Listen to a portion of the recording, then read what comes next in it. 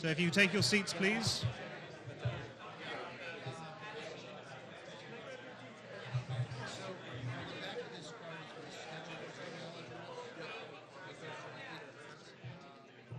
If you take your seats, we're going to kick off.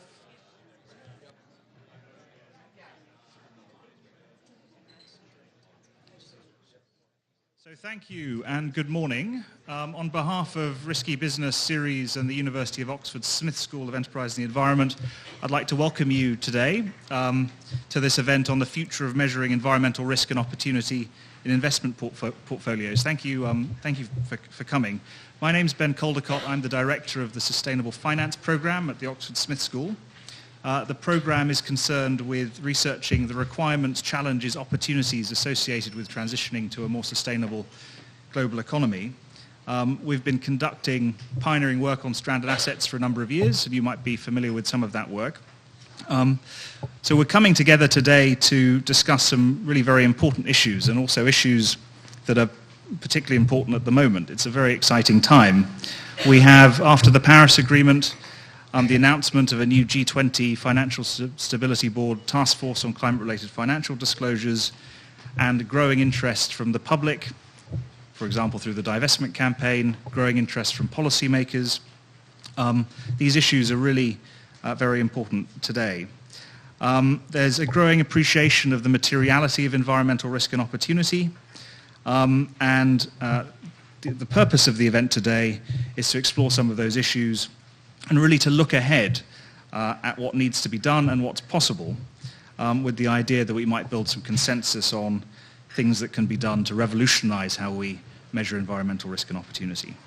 And I really do think, and we think at Oxford, that we're possibly at a tipping point in terms of the availability of data, the analytical capabilities, many of which are being pioneered in the Bay Area, and of course commercial and public interest in these issues. And that combination of things could result in rapid change. And if that does happen, then I think that makes a big difference for channeling capital into green investments and away from those that are polluting and harming the environment.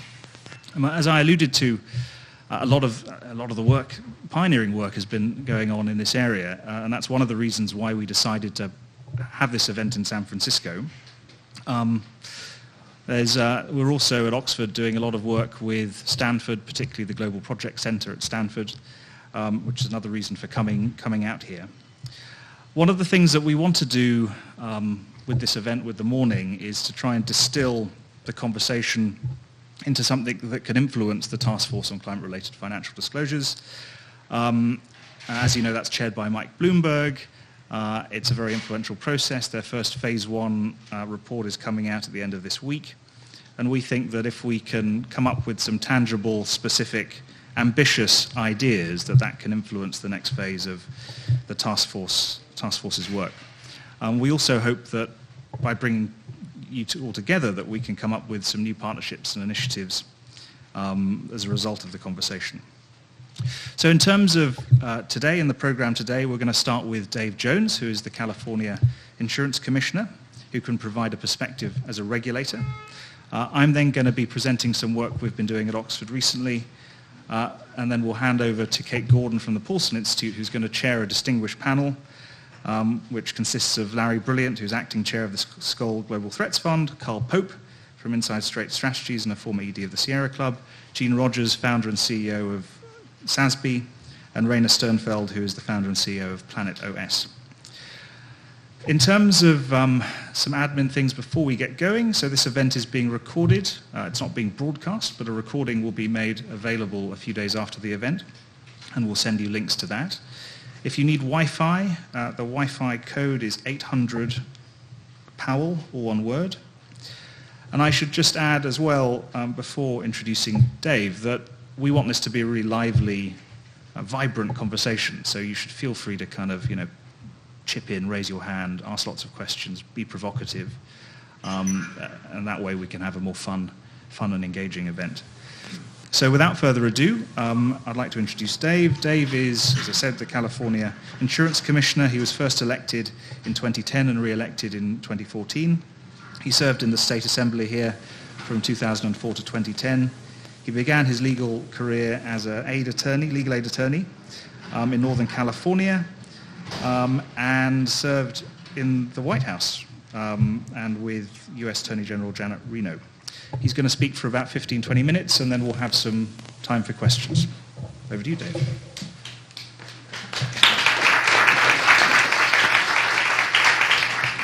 Thank you very much, Ben. It's a real treat to get to spend some time with you this morning, and I just wanted to note parenthetically, as I try to find a place to perch my water glass, that lively and provocative has a different meaning in San Francisco than at Oxford, and as a consequence, I hope you're not too lively or too provocative as defined in San Francisco.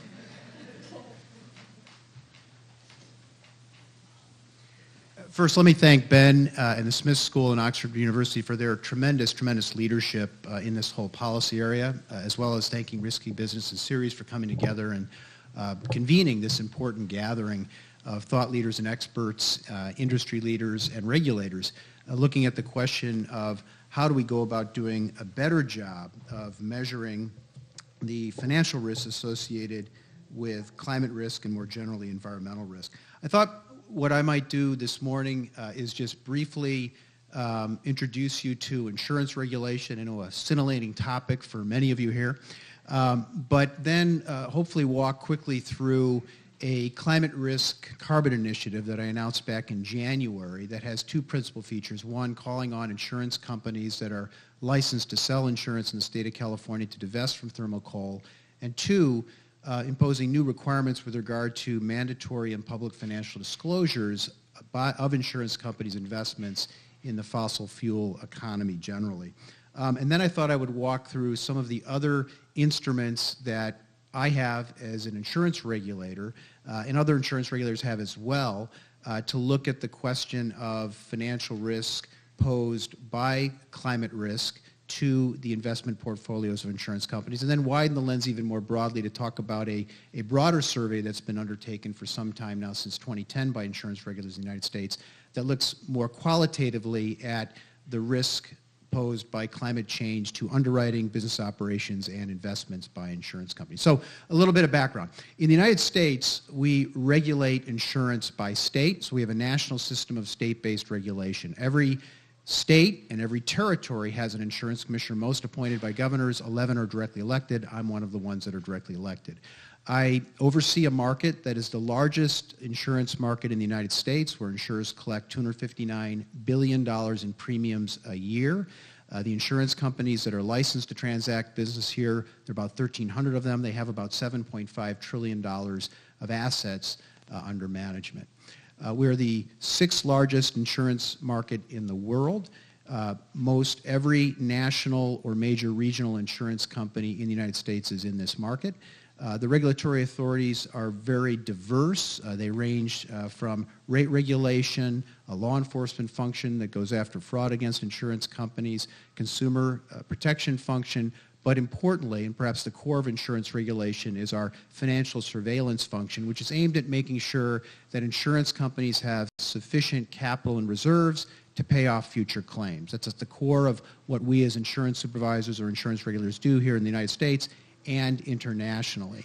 There are a variety of tools that we have to do this, including periodic financial exams, various reports that the companies have to file.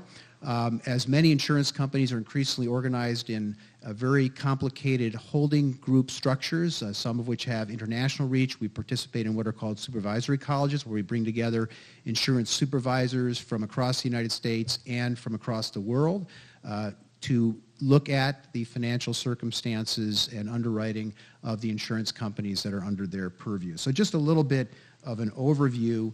In terms of perspective, there's about $1.7 trillion annually collected in premiums by insurance companies in the United States, across the United States, $259 billion in California, and about $5.17 trillion collected worldwide by insurers. So hugely important industry sector, one in which it's hard to imagine life as we know it, commerce as we know it, functioning without the important availability of insurance and the important role that it plays. So since I took office in 2011, I've been keenly interested in the question of what sort of risk is posed by climate change and the policy changes that are occurring in the wake of, or hopefully getting ahead of, climate change, and also what insurers are doing about this.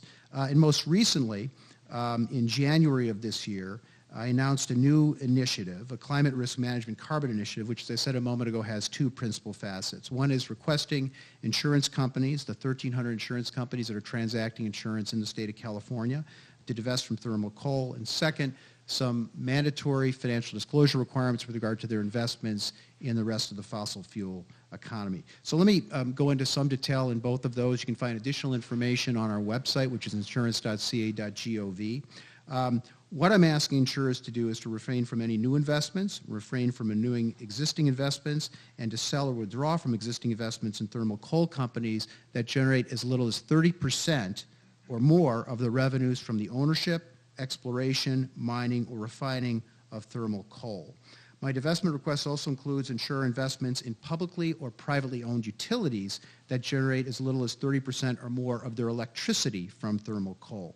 And the reason for these two requests, they're essentially one request, a divestment from thermal coal, one directed at companies that are involved in ownership, extraction, mining, refining, the other directed at utilities, is because of my concern about the growing acceleration of policy changes at the local, state, national, international level directed at trying to reduce carbon-based emissions, and particularly those directed at reducing emissions from thermal coal. So what am I talking about?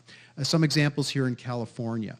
California has enacted new requirements and has increased requirements on private and publicly owned utilities with regard to the percentage of their portfolio that has to come from renewables. Most recently, our legislature and governor enacted into law a 50% renewable portfolio standard, which necessarily then reduces the ability of utilities to rely on coal and other fossil fuels in the generation of electricity. In addition, we've passed legislation in California directing our major public pension funds, CalPERS and CalSTRS, to divest from thermal coal. There's carbon pricing, which is occurring in different ways in different states and in different ways internationally. Here in California, cap and trade in Europe, but also direct pricing of carbon through direct taxing, either from the extraction of carbon or elsewhere in the life cycle of carbon, increasingly is a policy that states, national governments are moving towards. So all of these policy changes and others that I haven't had time to go into detail about are moving us increasingly towards a world in which it's becoming increasingly difficult for those that rely on thermal coal for revenue to continue to derive revenue and value from that. And we see this with regard to what's happening in the price of coal stock, the bankruptcy of coal companies, all of which suggests that coal is not a great asset for insurance companies or anyone to be holding. In fact, I'm sure all of you noticed just last week it was reported that Peabody Energy Corporation will soon file for Chapter 11 bankruptcy. Peabody, which as Ben's report notes, is the largest coal company in the United States and the sixth largest in the world. This news comes as Peabody's stock closed at a 6-month low of $2.19 per share, or a 46% decline. Peabody noted its potential bankruptcy in the company's March 16, 2016 U.S. Securities and Exchange Commission Form 10-K, and Peabody's announcement is consistent with what is happening generally in the coal industry, as Alpha Natural Resources, the second largest U.S. coal miner, and Arch Coal, the third largest U.S. coal miner, have filed Chapter 11 bankruptcy. In addition, also noteworthy, J.P. Morgan Chase & Company is the latest large bank to announce that it will no longer finance new coal mines around the world and will end support for new coal-fired power plants being developed in high-income countries of the OECD. And J.P. Morgan has joined a growing list of financial institutions, including Bank of America, Citigroup, Morgan Stanley, and Wells Fargo Company. All have pledged to stop or scale back support for coal projects. So the banking sector clearly understands that coal investment is a financial risk. So again, as we see local governments, states, national governments, and also the nations of the world coming together at the COP21 meeting in Paris to make commitments with regard to reducing carbon emissions, we see all of these policy changes occurring. This has a direct impact on the ultimate value of the assets invested in that rely on essentially the extraction of coal, mining, refining of coal, and it poses a potential risk to the insurance companies invested in this regard, and a specific risk with regard to those investments. So that is the basis for the determination I've made with regard to calling for divestment. This initiative is a transparency initiative. It's a request not an order. Obviously, from the standpoint of a financial regulator, it's important to look particularly at the financial condition of each company to determine if there is a material financial risk associated with their investments in fossil fuels or coal in particular. So a broad brush order to divest was not a route that we decided to go. Instead, we've made a request for divestment, and we have announced as well that we will be publishing the names of those companies that have chosen to divest and the names of those companies that have not divested. We've had some very positive experience with this sort of transparency approach in the past. One example is an initiative of the Department of Insurance, some 10 years now in existence, which involved asking insurers to divest from companies that were invested in the military, energy, and nuclear sectors of Iran. Given the identification of Iran as a sponsor of terror, given the tremendous degree to which Iran faces instability and is a fomenter of instability, the Department of Insurance decided that investments in companies doing business in those sectors in Iran was not a good investment for insurance companies. At the time that the department first started that Iran divestment initiative, there were 1,300 insurance companies that were so invested. They had $6 billion in investment. We've reduced that by 97% just through the transparency initiative. So we are very pleased with that result in that context and believe that that provides some basis for optimism with regard to our request of insurance companies vis-a-vis divestment. Now, the second facet of the Climate Risk Carbon Initiative is a survey essentially requiring detailed financial disclosures from insurance companies with regard to their and other carbon investments. And we're going to accomplish this through what's known in the insurance world as a data call, which is essentially a survey of insurance companies that they are required to answer. This particular fossil fuels investments data call will be made of all California admitted insurers with more than $100 million in annual written premium nationwide. The data call requires insurers to disclose investments related to carbon. The purpose of the data call is to enable the industry and me as a regulator to assess the potential for financial risks associated with holdings in the fossil fuel sector of the economy. The threshold for the data call is a 50% or more of revenue derived from fossil fuels. And similarly, the data call will include requests with regard to utilities that generate as little as 50% of their energy from fossil fuels generally. So what will we do with this information? We'll use this information as we undertake our financial examinations of the companies, as we do our company-specific examination of the financial well-being of the company to determine what sort of risk these sorts of investments pose and whether they pose material financial risk to the company. Now, in addition to these two actions under our Climate Risk Carbon Initiative, we've taken other actions to evaluate the risk posed by climate change and the policy responses to climate change on the insurance industry. And I said it a moment ago, a core part of insurance regulation done by all insurance supervisors is our general financial supervisory role. And this includes on-site and off-site examinations of insurance companies' financial circumstances. Our on-site examinations consist of reviewing various documents and conducting interviews with senior executives to first obtain an understanding of the company's financial health. We then identify risks and assess mitigating control strategies. We conduct additional detailed testing as needed, and our examination includes consideration of prospective risks, climate change being one of them. Importantly, the National Association of Insurance Commissioners, which is the rule-setting body for insurance supervisors across the United States, has made several changes to the 2013 Financial Condition Examiners Handbook. This is the handbook used by all financial examiners and all insurance supervisory offices across the United States. It's basically the Bible of financial examination. And in 2013, the National Association of Insurance Commissioners included climate risk in the examiner's handbook. So a question regarding climate change as a part of corporate strategy was added to our examination planning questionnaire, which is set out in advance of the on-site examination.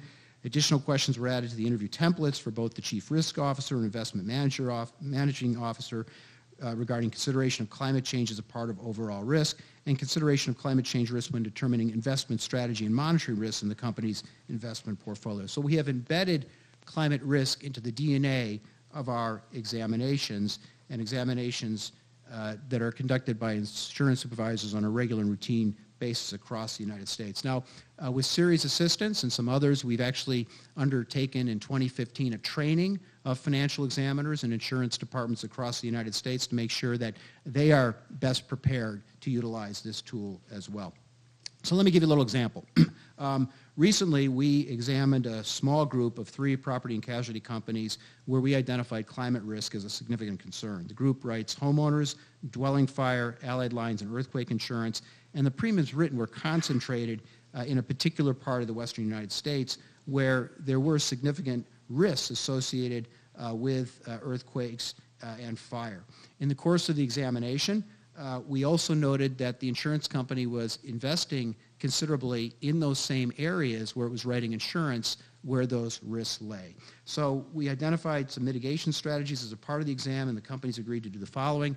Obviously, take a look at their underwriting criteria with regard to their exposure in all these areas, review both their company and industry-wide experience, and revise underwriting policies where appropriate, assess what they needed in terms of catastrophe reinsurance coverage, but importantly, structure their bond portfolio to limit investment in states where the company had a catastrophic concentration where climate risk might pose additional risk of weather-related catastrophic events, and thereby attempt to minimize their double exposure both on the underwriting side and the investment side. So just an example of how the examination tool can be used in an important way to make sure companies are addressing this.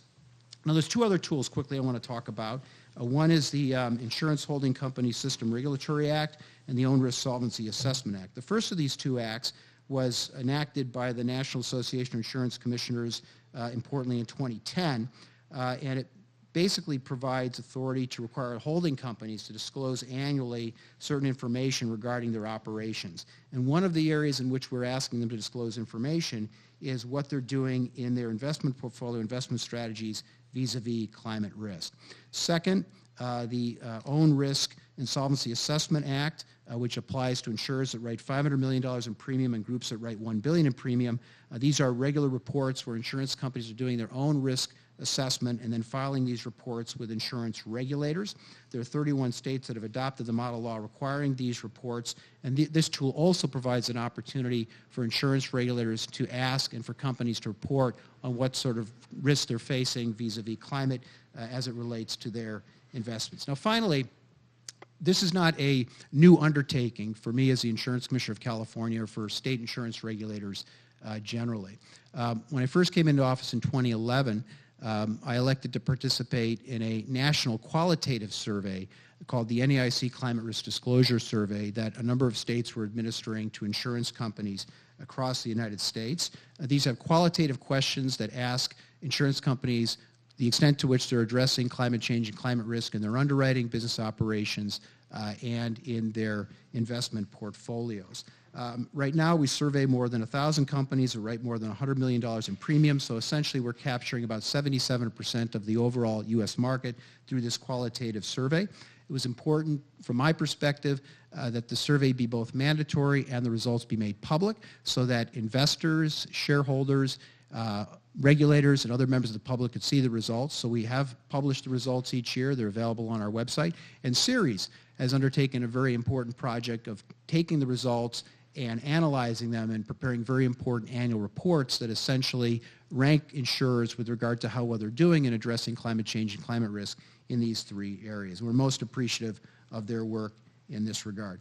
Finally, another important area that I think I want to touch on is apart from the regulatory side, at the California Department of Insurance, we also have programs that are designed to try to encourage insurance companies to make green investments. This particular program is called the California Organized Investment Network. It began as a response to an effort about 25 years ago to pass a Community Reinvestment Act type act for insurance companies.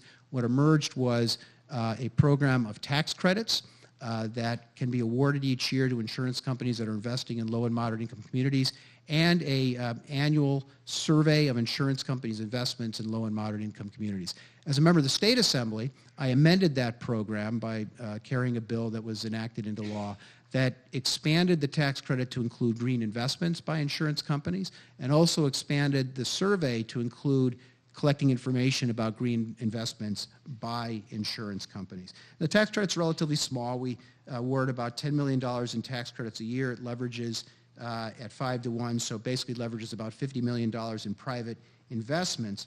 But we have had some significant success in obtaining green investments through this, including investments of $23.3 million in energy efficiency improvements, in particular apartment complexes, investments in renewable energy, including solar, wind, and geothermal projects, green financing, programs that are designed to try to encourage improvements in water treatment and others. So on the incentive side, we have a program as well at the Department of Insurance. It's unique. I don't believe any other insurance departments have this sort of program that couples a tax credit as well as a collection of information. I think it's important to note that in 2012, through our reporting instrument with regard to this program, we learned that 61 insurers hold California-issued green bonds totaling $2.3 billion in market value, and that other green-related investments under this particular program totaled about $1.3 billion.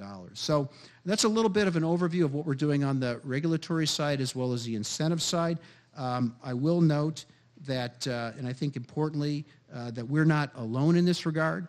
Obviously, you're all well aware of Mark Carney's considerable contribution to this area, both as the chair of the FSB and as the head of the United Kingdom's Prudential Regulatory Authority. It was my pleasure actually to be invited to brief the FSB back in September before Mark issued his speech at Lloyd's about what we were doing in California in the insurance regulatory space.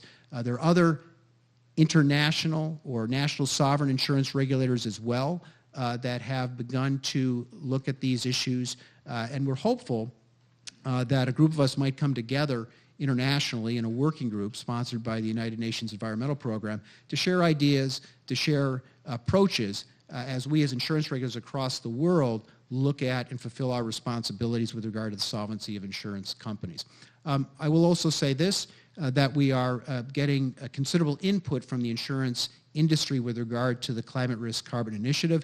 We had a technical call about a month ago on which there were over 200 individual phone participants. Some of those were, I know, tens of people clustered around a speakerphone in somebody's office.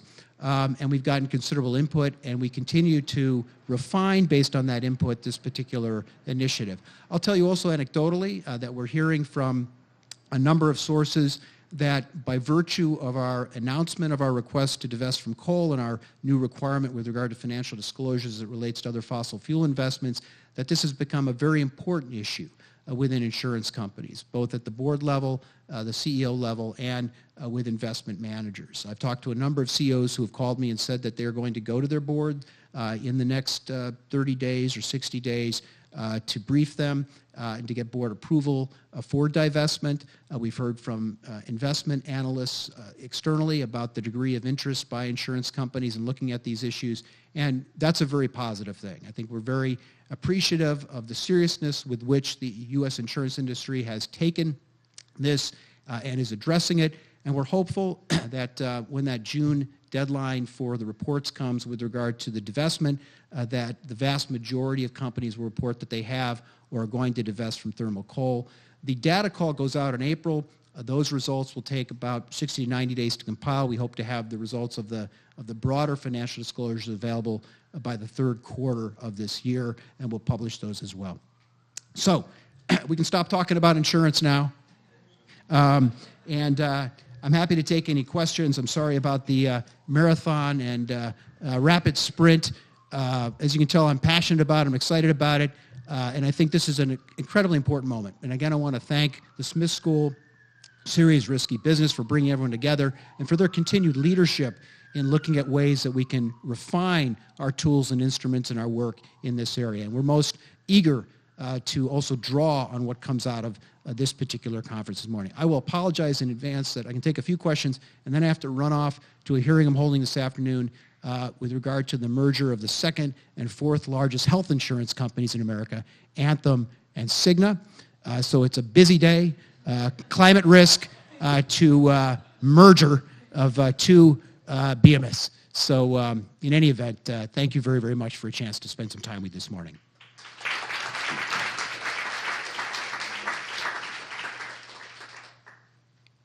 And Ben will give me the hook if I'm going too long. Maybe I did this already. Yes?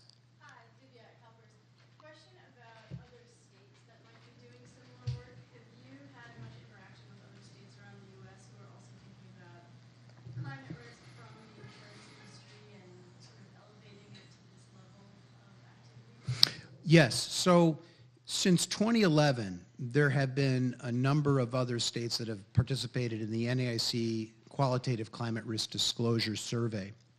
And those have included California, Washington. Commissioner Mike Kreidler is also an important thought leader in this area, and he chairs the NAIC Global Warming and Climate Risk Task Force.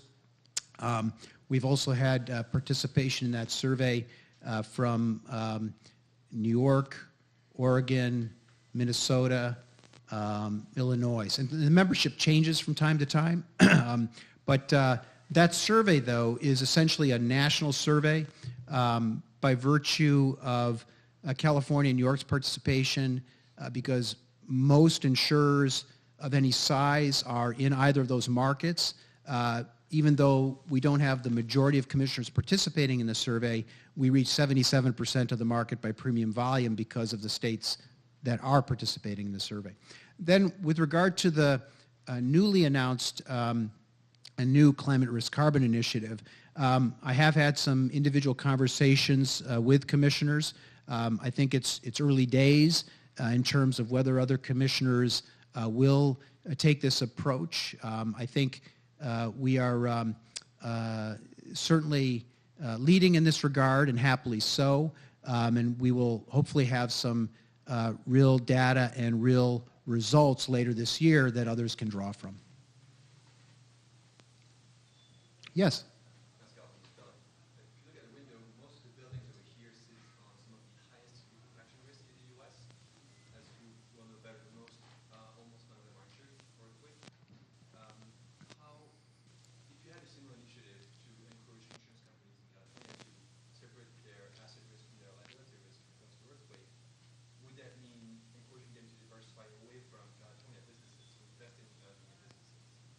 No. Next question. And don't repeat the question. No. So the question was, there's a tremendous amount of earthquake risk in California. We sit on some of the most dangerous and risky faults in the country, although apparently Oklahoma is giving us a run for our money. And that's actually, those are man-made earthquakes, unlike ours. But in any event, yes, there's a tremendous amount of earthquake risk. And on the residential side, I don't have really good data at the tip of my tongue on the commercial side, but on the residential side, only about 18% of the homeowners in California who face significant earthquake risk have residential earthquake insurance. And that's a problem. And so in 1994, we suffered the Northridge earthquake. It was a tremendously damaging earthquake, huge insured losses, huge non-insured losses, loss of life, hugely disruptive.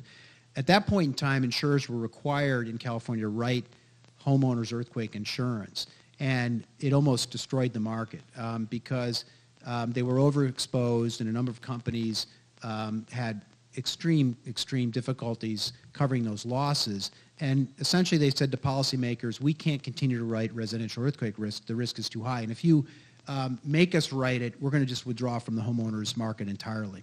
So what the legislature and governor did was they enacted a public risk pool called the California Earthquake Authority that essentially issues through participating private homeowners insurers a residential earthquake policy.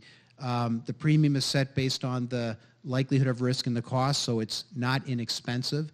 We've done some things recently with the Earthquake Authority to reduce the price, to make it more affordable, to try to provide greater flexibility in the deductible, to give people a contents coverage that they can reach before they go through the big structural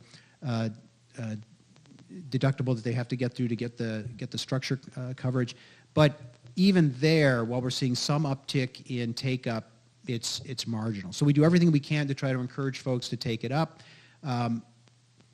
However, at the same time, we're also mindful that there's some important things you can do vis-a-vis mitigation.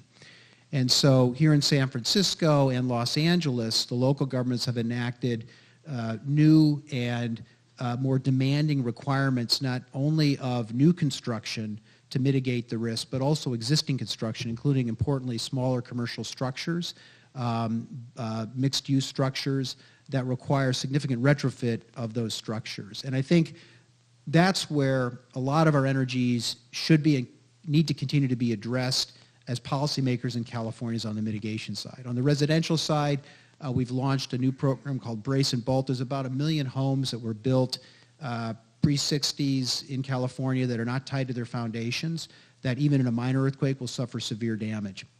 With about a $10,000 expenditure, you can brace and bolt those homes to their foundations and dramatically mitigate the risk of earthquake for those homes. So we've launched a subsidy program, about $3,000 a homeowner.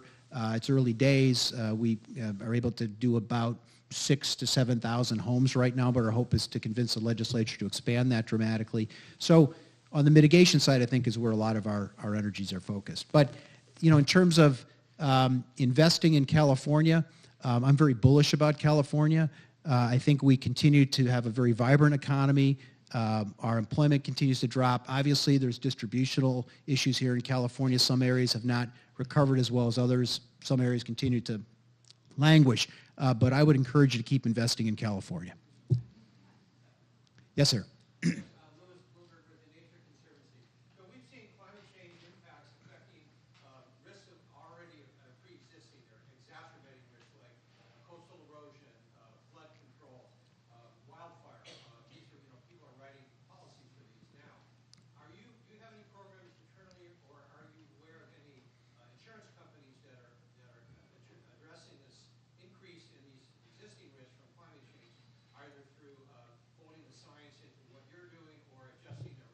Sure.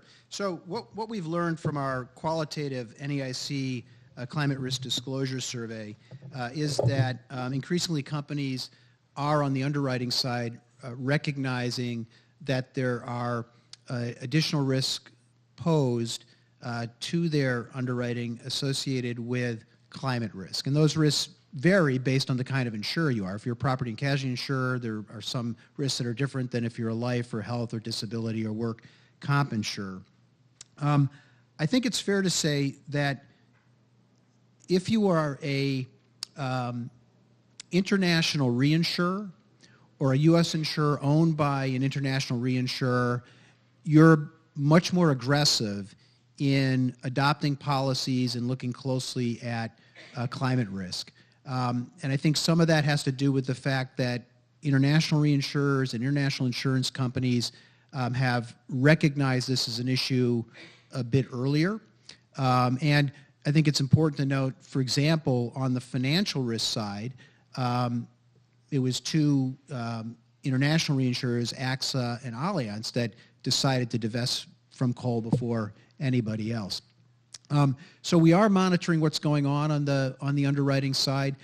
I think, though, that one of the issues there is a belief by some companies that, particularly in the property side, that these are short duration contracts. They're a year or so, and that they can manage through this risk, and that to the extent that climate change accelerates and that catastrophic weather events accelerate and that poses a risk of greater loss and insured loss, that they can either simply stop writing or adopt other underwriting criteria to better manage that risk or to raise premiums.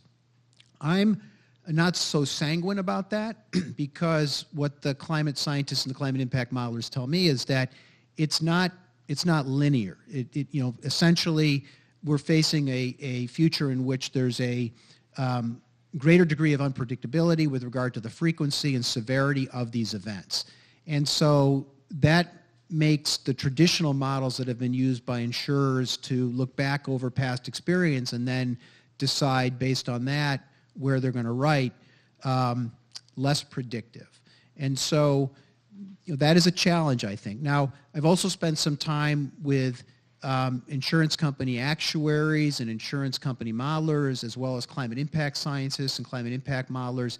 And there's also a science challenge here. I mean, the degree of granularity that insurance companies look for with regard to making decisions about, say, where they're going to write on property, it's very granular versus the degree of granularity that the climate impact modelers can currently provide. And so we have some time, I think, for the climate impact modeling, hopefully, to advance in a way that will be more useful to insurance companies. So it's not entirely a cultural thing. There's also some challenges with regard to the availability of modeling tools. Now, what are we seeing in California? We're seeing a greater incidence and greater severity and greater unpredictability with regard to wildfires. We had the second and fifth largest wildfire in California's history here last year. I say here, it was actually north of here and northeast of here. And the losses exceeded $1 billion in insured losses. And the companies, to their credit, have been very responsive. They're paying claims. It's not posing a challenge to them financially. But what we are seeing is that homeowners insurers are using not climate impact models, but better and more sophisticated wildfire predictive models that are resulting in their making decisions to stop writing homeowners insurance in high-risk fire areas in California. Now, we have a program to try to make sure to help those homeowners. Essentially it's a public risk pool called the FAIR Plan, which is essentially the insurer of last resort that will write a fire policy. It's not inexpensive like the earthquake insurance I talked about a moment ago. So people can get insurance, but that's certainly sending a price signal to people about the growing risk of living in these areas or doing business in these areas, which are facing a higher incidence of wildfire risk, which I believe is related, not entirely caused by, but related to what's happening vis-a-vis climate. So that's how some of those mechanisms are working. Yes? Insurers are an important investor in the global market, but the nature of their business requires that their risk tolerance be low, and so their corporate exposures ends up being quite low. What are the plans of the California Department of Insurance to assess this climate risk in some of these sovereign or government or subnational type investments that were typically held in greater amounts by insurers? So what we are asking in the financial disclosure realm is that the companies disclose both equity and fixed income investments in fossil fuel companies, where as low as 50% of the revenue derived by that company is related to fossil fuels. So whether that will pick up sovereign debt instruments or not, it may.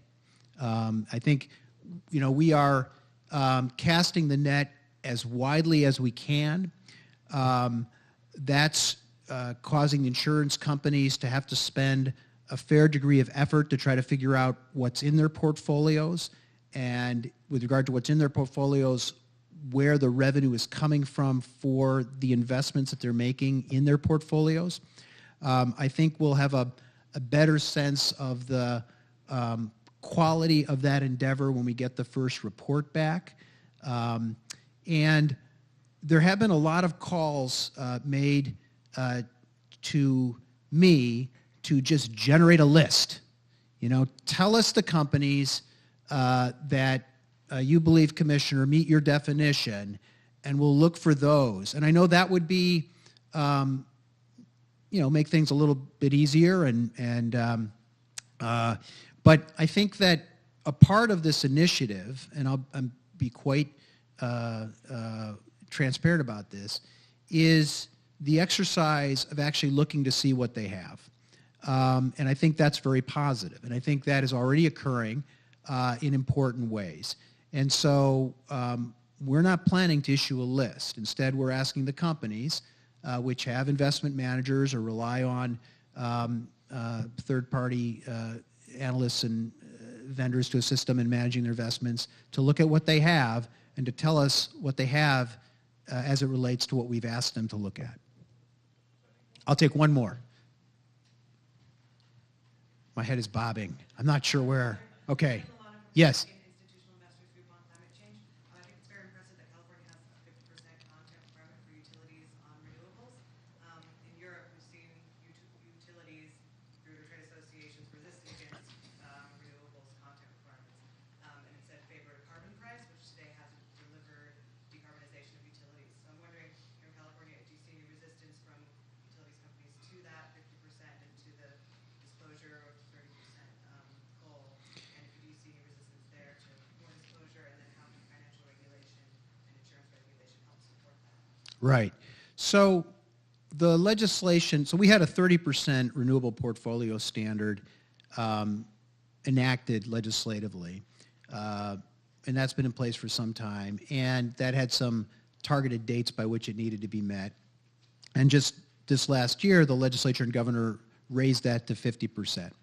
I don't know that there was an extraordinary amount of opposition. Your question was what kind of opposition. I know there was an extraordinary amount of opposition. There was some concern. It's a fairly aggressive target, but most, if not all, public and private utilities in California have hit the 30% and are exceeding it. And so I think there was a degree of comfort by policymakers in the legislature and the governor's office that they could get to 50%, and it wasn't hard fought. What was hard fought was a bill that would authorize the Air Resources Board to begin regulating with regard to emissions associated with the use of fossil fuels in transportation. And that was a bill that was sponsored by the governor and had strong Democratic leadership support, and there was a split in the Democratic majorities in both houses where Central Valley Democrats, a little more conservative, had significant concerns about that approach and the additional costs that might be passed downstream then to consumers. I think those concerns were misguided. I supported the legislation, but it did not pass. So I think it's fair to say that while California has been very, very aggressive, there have been some areas where the governor and other policymakers and myself have sought to move even further, where there's been some resistance.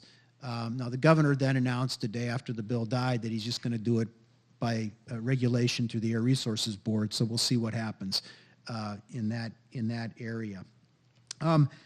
California is both trying to price carbon through our cap and trade, as well as require utilities to move to renewables. And I think both of those are important policy directions, and they're one of several policies that I didn't mean just to focus on California, because I think other states and other nations in the United States in various ways are imposing new requirements, all of which I think raise the sort of transitional risk or policy risk that Mark Carney talked about, which is why I'm concerned and why I'm asking insurance companies to get out of thermal coal and also imposing new disclosure requirements. I think the pace of policy change is accelerating. There is a risk that there could be even more dramatic policy changes on the horizon, and that creates a significant risk that those assets could be stranded on the books of insurance companies, and that's why I want them both to know what they have and to get out of one asset in particular, which I believe is a risky investment, which is thermal coal. You've been a really kind audience to listen to someone talk about insurance for an hour. And so it's been a great treat to do so. And I would encourage you, and I know that there's some industry representatives in the room, and I want to thank you for your participation and also your participation on the technical calls we've had. We continue to solicit input from the industry. We continue to make refinements. We're eager to see what comes out of this important conference, and really appreciate, again, Ben, the Smith School, Ceres, and Risky Business Leadership, and all of your participation in this important endeavor today. Thank you very much.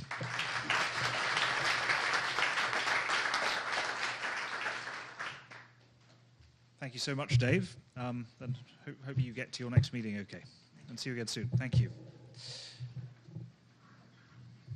So now I'm going to follow Dave's tour de force with a brief presentation before the panel. And I wanted to share with you some views that we've developed on the back of research we've done on thermal coal. So what I want to do is quickly run through how we think different environment-related risks and opportunities can affect asset values, how that tallies with how those are measured at the moment under existing frameworks, and then also how we think that new approaches should be used to measure those risks and opportunities. So the first thing to talk about is, what are the different buckets of environmental risk and opportunity that can affect asset values? And here we've listed 6 groups of different factors, including obviously environmental change, physical climate change impacts, flooding, droughts and so on, biodiversity loss, government regulations, carbon pricing, air pollution regulations, water permitting, those things. Falling clean technology costs, so the rapid innovation in solar, wind, batteries, EVs, characterized by small-scale, modular technologies that have proven themselves to be very quick at reducing cost.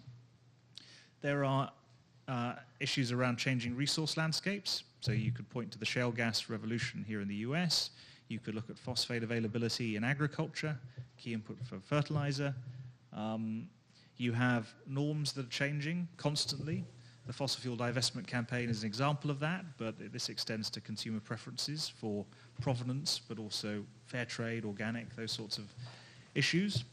And then finally, litigation, liabilities and so on. And one of the things that has been talked about a lot recently is around climate change liability. So the fact that companies, as a result of better attribution science on climate change, could be held accountable for their emissions in the past, or could be held accountable for not properly managing climate risk, or could be sued for not properly disclosing those risks to the market. And obviously late last year we had Exxon and Peabody Energy being subpoenaed by the New York State Attorney General.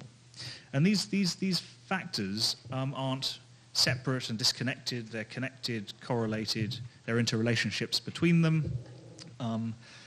They're regularly mispriced, and if they are priced, they're often ignored by financial institutions. And that happens, we think, for a bunch of different reasons. They're often interdisciplinary. There's a lack of data, a lack of a track record. These things are non-linear.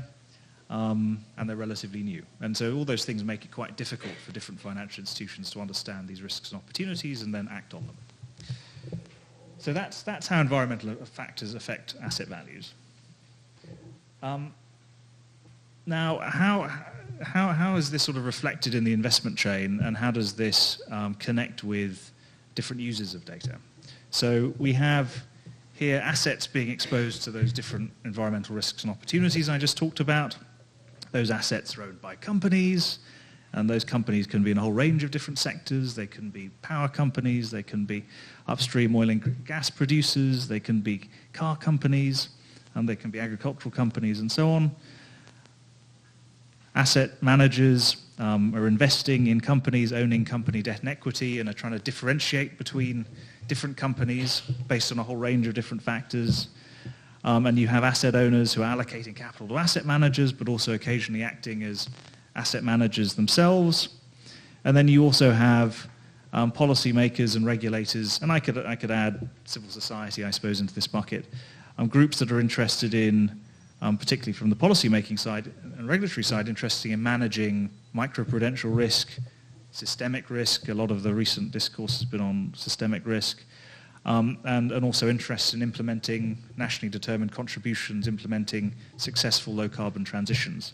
And all of those groups, including civil society, have different information requirements. And so often we find, and I think this is actually reflected at the Task Force for Climate-Related Financial Disclosure meeting in London last month, people often getting confused or conflating the needs of these different groups.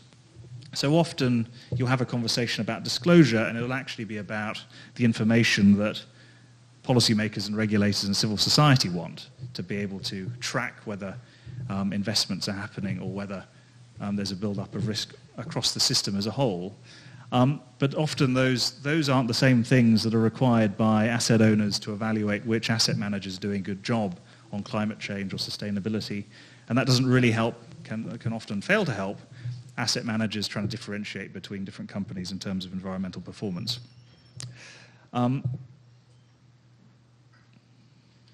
So current efforts, and this is stylized and simplistic, but essentially people look at companies, they look at the parent company, there's no differentiation in terms of the different assets that a company might own in terms of its people, its physical assets and so on.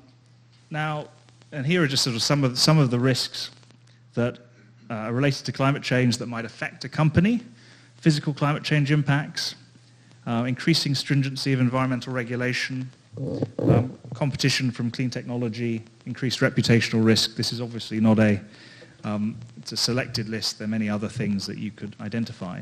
And all of those are measured by a top-down proxy for all of those things, often. And that proxy is carbon intensity and emissions.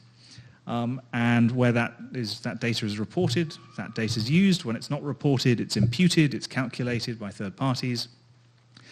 And that's a very simplistic way of measuring these different risks, and I think completely inadequate. And it also, I think, fails to convince mainstream financial actors that this is serious stuff. Because if you're in a conversation with a mainstream investor and you're going, there are all these different risks, and then you go, by the way, we've just got this simple metric, carbon intensity or carbon footprinting.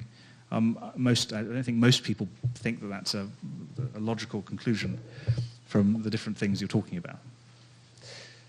And so we think that there needs to be a different approach that is bottom-up, that looks more closely at individual assets, doesn't just look at a company as a whole, and also has appropriate measures of these different risks.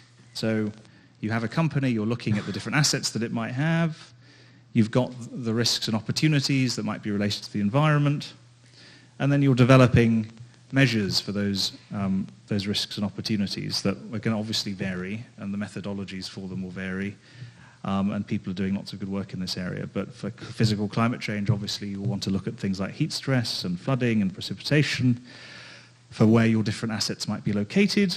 For regulation, you need to know, what are the characteristics of your assets that might lead them to be more at risk from increased carbon pricing, for example, or other forms of environmental regulation. Knowing where assets are located in terms of their jurisdictions. In terms of competition with clean technology, policy is very important.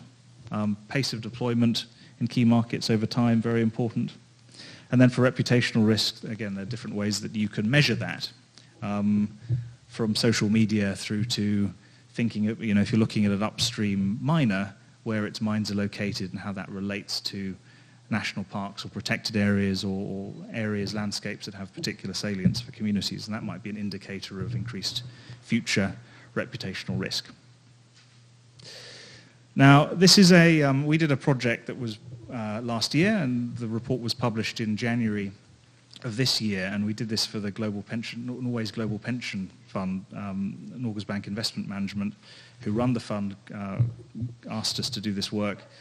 And this is focused on thermal coal, and so we wanted to look at the top 100 coal-fired utilities around the world, and these account for 73% of all the coal-fired generation capacity in the world. The top 20 thermal coal miners with revenue at or above 30% from thermal coal, those account for 70% of world thermal coal revenue. And we also looked at coal to gas, coal to liquids, and looked at some of the top 30 of those companies. We didn't look at the entire universe, partly because the smaller companies in this list aren't really part of an investment portfolio in any meaningful sense. So looking at the big companies made a lot of sense. And so the first thing we did, going back to getting that picture of the assets that companies own, is to compile information on the assets. And we did that using a lot of existing data sets, some of which are public domain, some of which are proprietary, to develop that picture. We used CoalSwarm, and they're based in San Francisco, and we work closely with them. Anypedia, which is an open data, big data initiative, Platts, Karma, and other data sets, depending on the field that we were trying to get information on. So using these different data sets, we developed a rich picture of the different assets across those three sectors, and a picture of who owns them. So we link the assets to ownership. And that then allows us to apply these different hypotheses and measure asset exposure to them, and then aggregate that up to a company level. And so here are the list of the different factors that we looked at for the different sectors. And it's a bit like, looking at Mad Men and the ad men and women who are sort of doing lines at the beginning of an ad project. Let's come up with some ideas about how different factors might affect value. And you come up with a very long list of how different factors might affect value. And of course, you narrow down that list based on feedback from institutions, from investors, based on what's possible where data might exist. And so for the utilities, for example, we looked at things like carbon intensity. So obviously something that's more carbon intensive is going to, all things being equal, going to be more affected by climate regulation. Coal plants that are older are more likely to be inefficient and therefore affected by policy. Power stations in places with very bad air pollution are more likely to face stringent regulation related to air pollution or requirements to introduce scrubbers and so on. Places in high water stressed areas are more likely to suffer from physical or economic water scarcity and water pricing. Power stations that are less likely to be able to have CCS retrofitted on them, all things being equal, are going to have a harder time in a carbon-constrained world. And you can go on and on. And the challenge is, of course, finding the appropriate measures for those different risks, and we use mainly third-party measures. For water stress, we use WRI and Aqueduct. For others, we, for example, for renewables, we use E&Y's Renewables Attractiveness Index. We drew on some IEA work. It rather depends on the type of measure that you're looking at. But the point is that you can then apply those measures to the different assets and see which companies have portfolios more or less exposed to those issues. And I won't bore you with this list, but these are just sort of the top 10 companies exposed to some of those different risks I talked about. So for carbon intensity, are there any American ones? Anyway, you can look at this at your pleasure, but the point is that you have this information, you can then look at which companies are more exposed or not and start to differentiate using this bottom-up approach. I think the thing that was interesting about this approach is that it makes, we think, a lot of sense from conversations with investors and different types of financial institution. They have said to us that this approach is the approach that should be used instead of a top-down approach looking at carbon intensity. Let's have a conversation and develop some investment hypotheses related to the environment and do that bottom-up analysis. One of the reasons it hasn't been possible to do that before, we think, is that investors are very comfortable taking a view on different things all the time. Is China going to grow at 6% a year next year? Is the UK going to leave the European Union and vote to leave in June? You can take a view, and investors feel comfortable taking a view about those things. They're less comfortable, significantly less comfortable, taking a view on hypotheses related to the environment for some of the reasons I talked about previously. The fact they're new, they're novel, there's a lack of data, and the fact that these things are often interdisciplinary. So one of the great things about doing this work in an academic context at a university like Oxford is that we can start having those conversations with experts in different disciplines and develop a sophisticated view on each of these different risk or factors that could result in risk or opportunity. Now, one of the other striking things about doing the work, and I can answer any questions you have about the work, you might have some views on it too, is that none of the data that we used for the analysis, for developing the information on the assets, for looking at the risks, came from any voluntary disclosure frameworks. So, I mean, I thought that was pretty startling, actually. So what are the voluntary disclosure frameworks doing? Because they aren't providing information that is useful for a bottom-up analysis, and that's a pretty glaring issue, I think. And so this sort of leads me to this, which is that I think we need to recognize, particularly in the context of the task force, we need to recognize what voluntary disclosure frameworks can and can't do. Because if we aren't frank about that, then we can't have a meaningful conversation of what needs to be fixed and improved upon. So we think that voluntary disclosure frameworks can do two things incredibly well, or maybe actually probably just mainly one thing very well, and another thing sort of so-so. And that is that obviously they're taking companies on a journey, and they were set up explicitly to take companies on a journey. And that's based on the idea that companies that disclose are more likely to manage those risks, and there's a lot of evidence to back that up. And that's why they ask more and more questions each year, and tend to ask questions about things that are priorities in terms of shifting company behavior. And that's a very good thing, an incredibly important thing, and obviously should continue. Some of the reporting is probably useful, certainly from the policymaker, regulator, civil society perspective, but we don't think they provide very much information that's relevant to a fundamental analysis of environmental risk and opportunity, in case you hadn't picked that up from my previous remarks.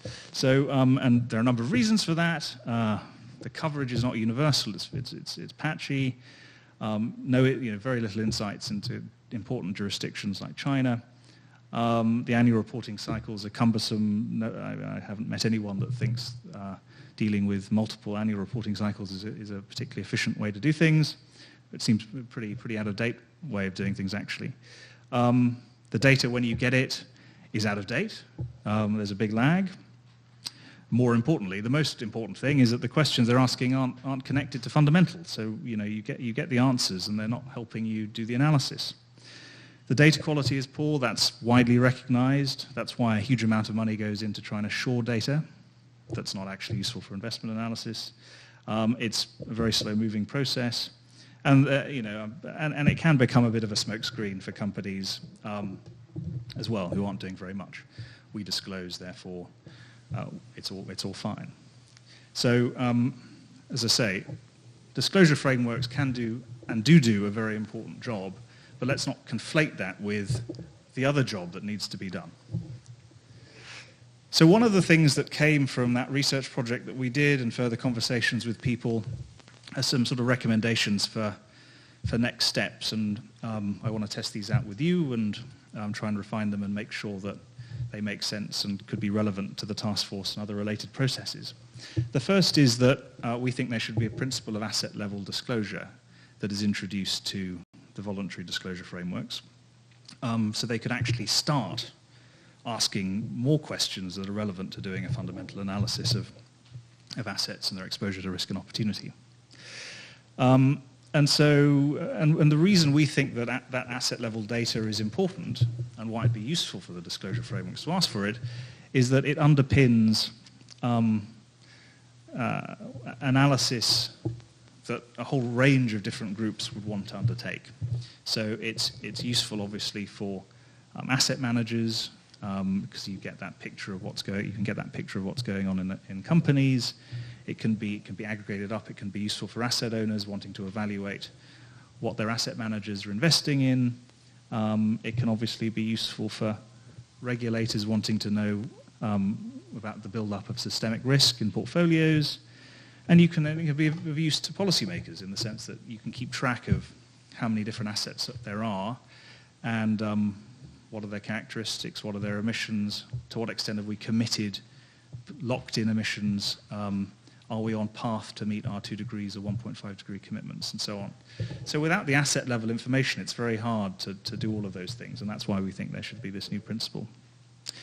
And once that basic data is available, it enables researchers, analysts to do their own analysis. Now, one of the questions then is, well, what are the specific data points that you want to, what are the data fields that you need per asset for different sectors? And it's going to differ by sector. And there are issues around commercial confidentiality. And there needs to be a process to come up with the list of 10, 15 data points that should be disclosed at an asset level by different companies in different sectors. Now, some of those should include locational information, which is critical for any form of spatial analysis. One of the things that we found just with the power sector, you would think we would have a data set of where all the power stations are in the world, and we don't. We have a good idea of where some of them are, a pretty rubbish idea of where where a lot of them are. So that makes it very hard to do any form of spatial analysis in terms of, you know, thinking about heat stress and using IPCC scenarios to think about heat stress and how that might affect power stations 20, 30 years out if you don't know where the power stations are.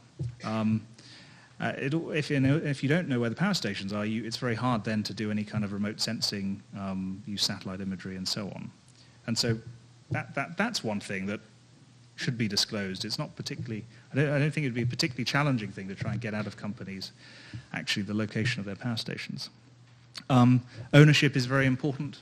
Could there be ways of clarifying that in terms of specific assets? That's one of the big issues around integrating, matching, cleaning up this data is ownership, the type of technology employed, production data, so actual production data, or, even if it's a lagging indicator for the power sector for particular power stations, or whatever the asset might be, is also very important. But I don't think this needs to include break-even points or anything like that would put an asset on a cost curve. I don't think that's, I mean, that would be straying into a territory where I think it would be difficult for companies to want to disclose that information.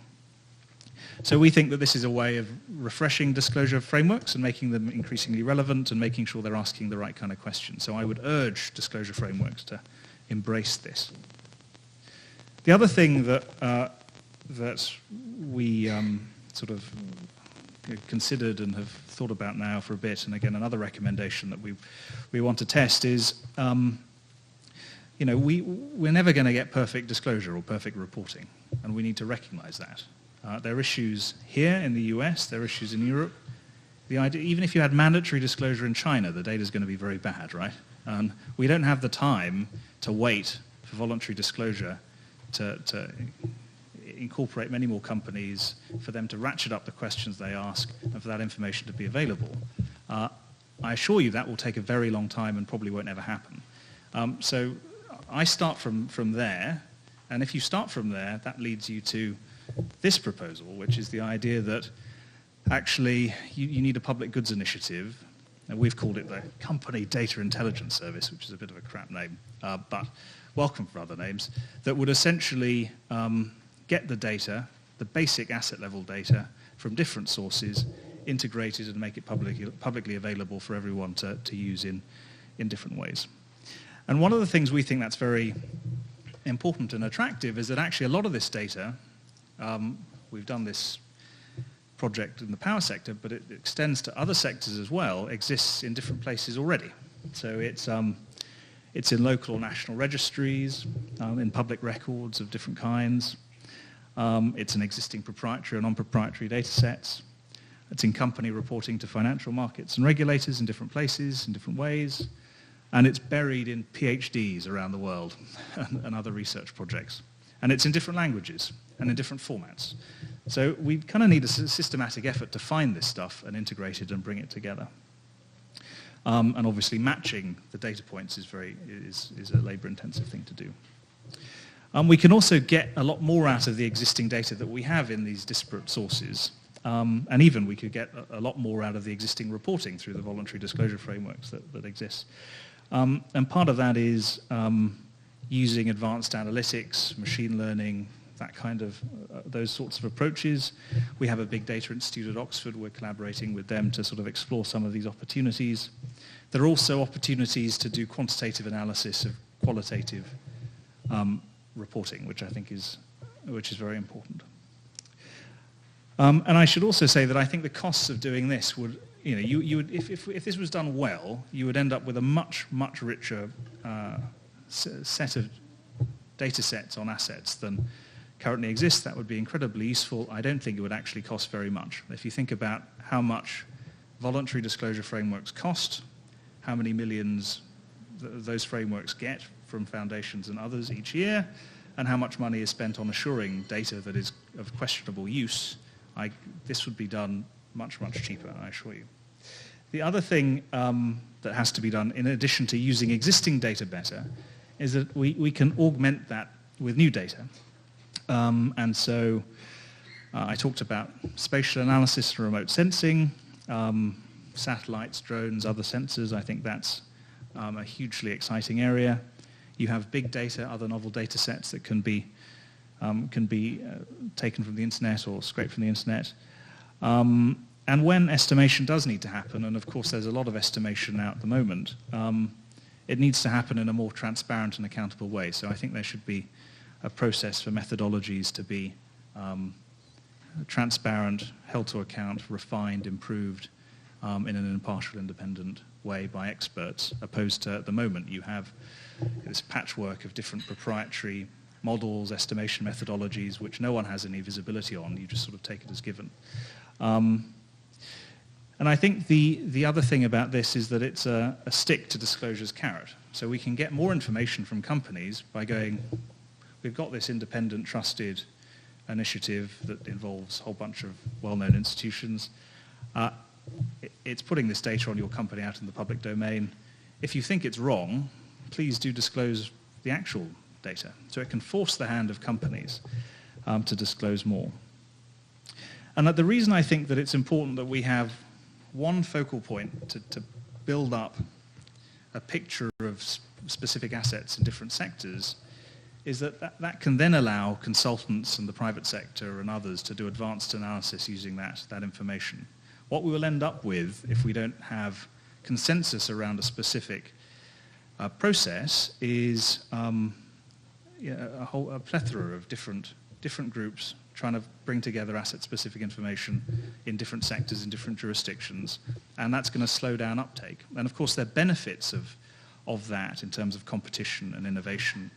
But I think the disbenefits of that fragmentary approach at the beginning are very significant. So how do we do something that's open source, publicly available, can enable advanced analysis, can ensure quick uptake, but also captures the benefits of innovation and competition? And I think there are ways of doing that. This is not rocket science. So in sum, I hope that's been a mildly provocative presentation, actually, because I think we do need to confront the challenges and the opportunities with data and how we measure risk and opportunity as it relates to the environment. But there you go. So as I said, there are these risks and opportunities. They're affecting industries and sectors and companies today. We have a lot of evidence that that's happening.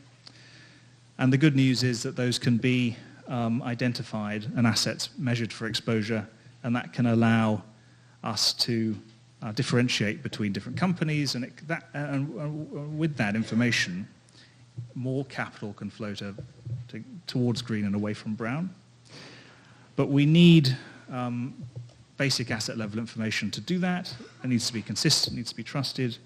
We also need to develop forward-looking measures of risk and opportunity. SASB and others are doing great work in this area.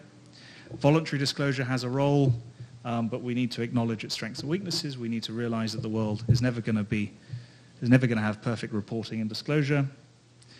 And that means we need to think about how we transcend existing efforts, add to them.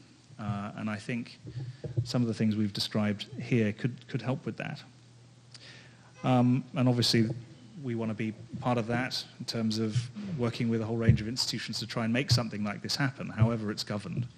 But I think without this, particularly the sort of the public goods initiative that we've been talking about, things will be much, much slower and suboptimal.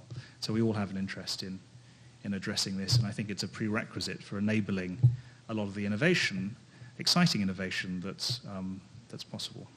So thank you for that. I'll happily take a few questions now, if that's for points of clarification, and happy to have conversations with people as well. Yeah, Andrew, welcome to Ceres. I just sort of wonder how you think about the relationship between complexity and usability. So, I mean, I certainly agree with you about the need for this kind of disclosure, but I also wonder, I mean, if you're, say you're an oil and gas manager looking at a company, there are probably 6 or 7 numbers you can look at to really understand that company really well. You look at reserves, you look at production, you look at reserve life index, you look at where they sit in the cost curve, maybe look at some kind of financial leverage KPIs. And that's it. Nice and tidy, very simple in a way, gives you a good picture of the company. Juxtaposed against that, you know, a very complex set of asset level analysis of a long set of risks, which might seem kind of overwhelming. I had a conversation last week with an investor in our network who said, you know, what is the one KPI I can look at around carbon asset risk? Not 2, not 3, just 1. So I wonder if, and I would agree that, you know, carbon footprinting is not all that helpful, but I wonder if it's less because it's overly simplistic and more that it's just the wrong KPI. So I'm just sort of wondering how you think about that. I mean, this is all great, and I think for specialists would be really helpful, but have you kind of thought through how useful, usable, and kind of applicable would be in real world to investors, analysts, those kinds of folks?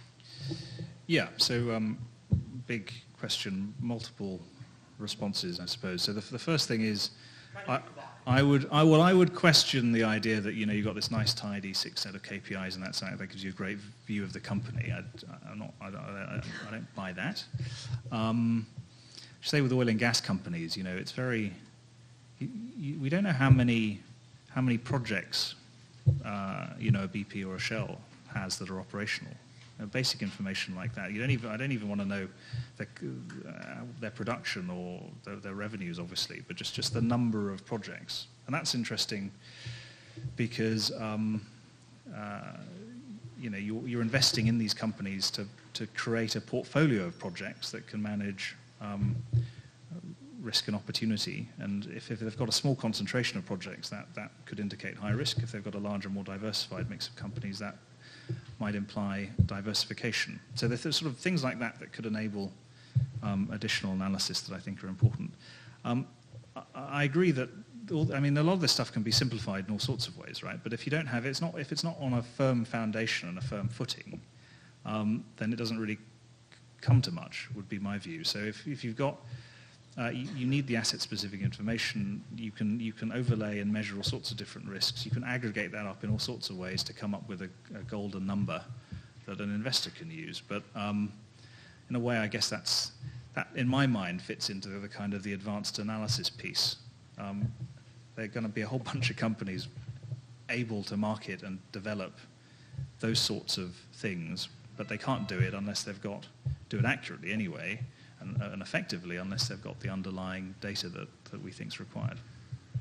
Hopefully that's sort of an answer. I think what you're referring to is CDP when you're talking about the primarily, or are there other voluntary? Yeah, CDP, who I have a huge amount of time for, I should say, but not in terms of providing information for fundamental investment analysis. But I mean, I think the way to ask that question maybe a little differently is there any, from a research standpoint, looking for correlation between some of these KPIs and you know, either an assessment of risk or degree of risk and how that might show up in terms of market behavior or activity of the company. So sorry, doing work on the correlation between different risk factors. Yeah. Yeah. Totally, and that's a vast area of work. A lot of people do work on that. There's a huge literature, obviously, on ESG and financial outperformance. So that's going to continue, and clearly you can refine the measures and metrics and also be dynamic about it. I mean, I think the other thing that's useful about some of the innovations in advanced analytics and big data is that it's about finding the right fit and making sure that you've got the right measure, and that's not going to be static. It's going to change. With 427. Thanks for your presentation. I think you're getting to a really critical element of looking at climate risk, including physical climate risk, is that it's all place-based and that information is not available right now. So I'd be very curious to hear more both about how you envision this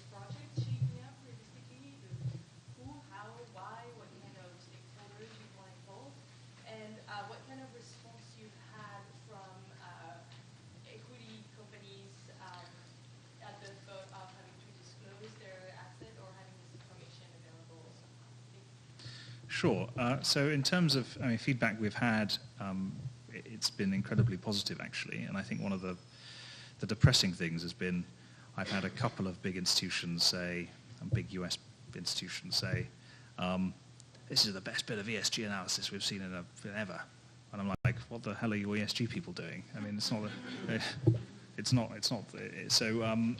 So that does suggest that a lot of people are working on things that are very marginal and are in that space of carbon footprinting. And frankly, we need to think more broadly. And I think there's a massive appetite for that.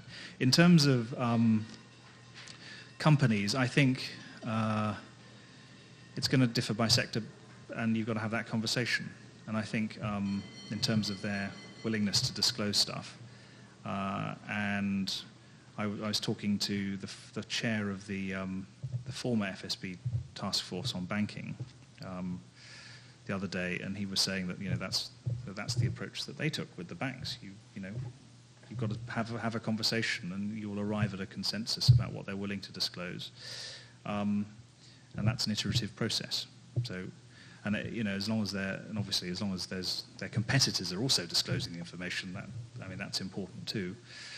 And then in terms of how something like this could work, I'm of the strong belief that it needs to be, if you've got an initiative that's putting out asset-specific data across sectors that is then used by others, it needs to be above reproach, it needs to be governed very robustly, it needs to be independent, it needs to be set up and run in that way.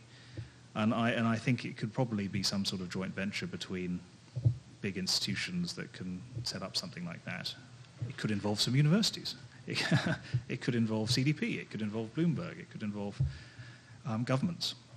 But I think it has to be that. It has to be super credible. Otherwise, you put the information out and people go, well, and they won't use it, or the companies will dispute it in a way that is counterproductive, and so on.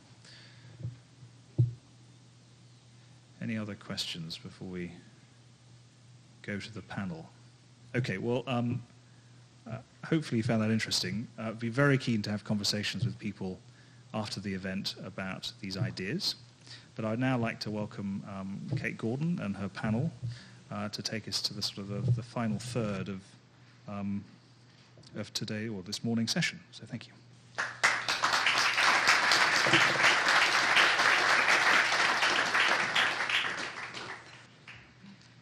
Thank you so much, Ben, and hello to everybody. Lots of friends here. I'm Kate Gordon.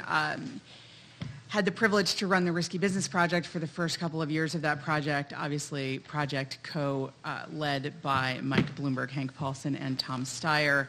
And we did try in that project to do both granular analysis with new data and be open source. So I think a lot of the principles you've heard about engage there. And I should say just thank you to Oxford and Ceres for letting Risky Business co-host this event, and Tan Copsey, who currently runs the project, and Kate Larson, who was on our original research team, are here. So lots of good people in the room to answer questions if people have them.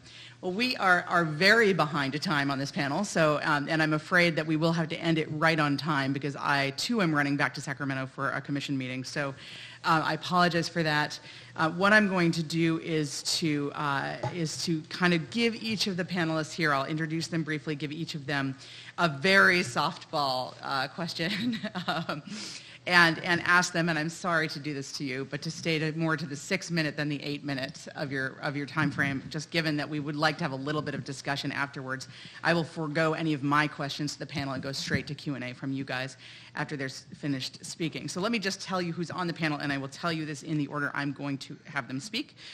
Carl Pope, of course, from Inside Straight Strategies. You may know him also as the former executive director of the Sierra Club, and of course, one of the, if not the senior advisor to Mike Bloomberg on climate issues, including climate risk. Larry Brilliant, who is third there, acting chair of the Skoll Global Threats Fund, also, of course, MD, PhD, and just a distinguished writer and thinker on health issues. We have Jean Rogers down at the end. Hi, Jean. Founder and the CEO of SASB, which you've already heard a little bit about, with a long background in finance and sustainability. And we'll talk in sort of a more granular way, I think, about some of these data challenges. And then Rainier Sternfeld, who is the founder of Planet OS, who is really the big data guy with a robotics engineering background. So really interesting panel, incredibly interesting people. I hope that even if I run out the door, you will have a chance to talk to them all a bit after the panel. So, Carl, I'm going to start with you with a very big picture question. I was listening to Marketplace on the way in this morning, and they were talking about what if we had a secretary of the future? What would that person focus on? And I started thinking, climate risk would be an obvious thing, but that opens the question of what are the long-term goals and implications of measuring and managing this risk? What does that actually look like when we start to take this seriously, whether through disclosure, divestment, any of the strategies we've heard? Well, I'm one of the least financially qualified people in the room, so I'm going to describe a somewhat different landscape than what we all have been talking about. We've been talking about this as a very sort of rational, equilibrium, disclosure, process. I mean, the reality we're dealing with is that we are unavoidably going to rely on markets to shape that future. That's just a fact. We're going to rely on markets. Markets work only when both sides of the transaction have symmetrical information. Nobody involved in the process wants markets to work, as Adam Smith pointed out a long time ago. Sellers conceal information from buyers, and that includes investors. Agents conceal information from principals, and that includes the relationship between managers and directors, and between junior managers and senior managers, and between project managers and portfolio managers. So we have a world in which everybody is trying to conceal information. We also have a world in which you heard that the realities of climate change mean increasing uncertainty. And uncertainty, when disclosed, freezes both deal volume and lowers deal value. The less that's certain about a deal, the less likely it is to happen, and the lower the prices are likely to be. So what we have here is a phenomenon which is flying straight in the face of what we're trying to accomplish, which is to be able to have people understand what's going on. Let's take a look at what just happened to the U.S. coal industry. In the last 5 years, the United States did not, whatever your impression may have been, we did not dramatically lower our consumption of coal. We lowered it significantly, but not dramatically.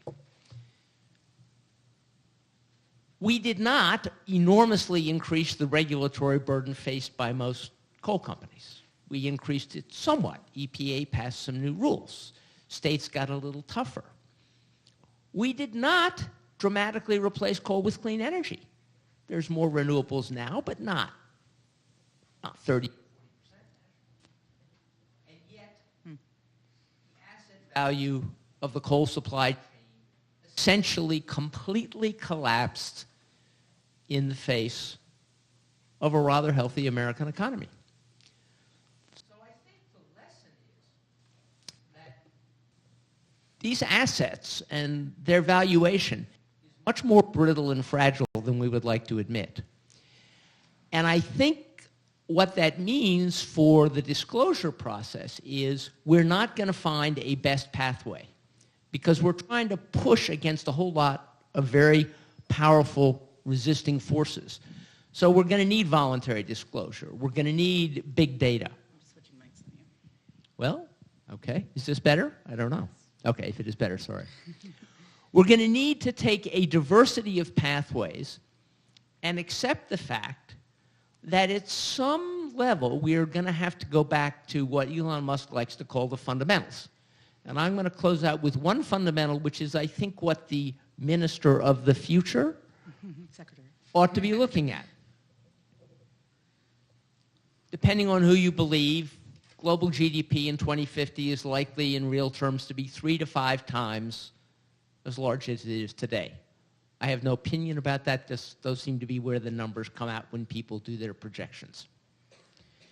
Depending on which ecologist you believe in, total commodity flow, natural resource commodity flow that is sustainable in 2050 is between 33 and 50% of what we're using today.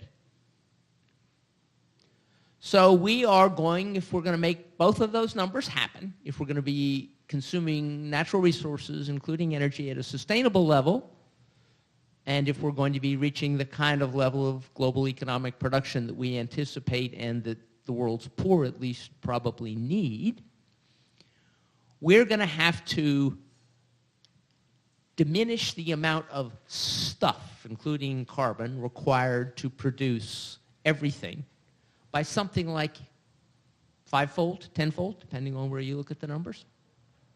And that means that the technologies and the companies that are making money in 2050 will have to be companies and technology that have done an enormous amount of substitution of technology, information, and capital for raw materials.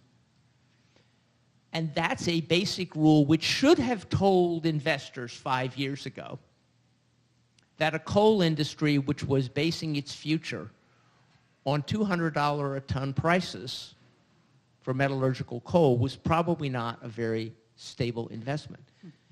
You would never have gotten the coal companies to disclose that. So I think we're going to have to use disclosure, but we're also going to have to use a deeper kind of analysis, which ideally the minister of the future would provide for us. But I suspect we may have to find other ways to get it. Thank you.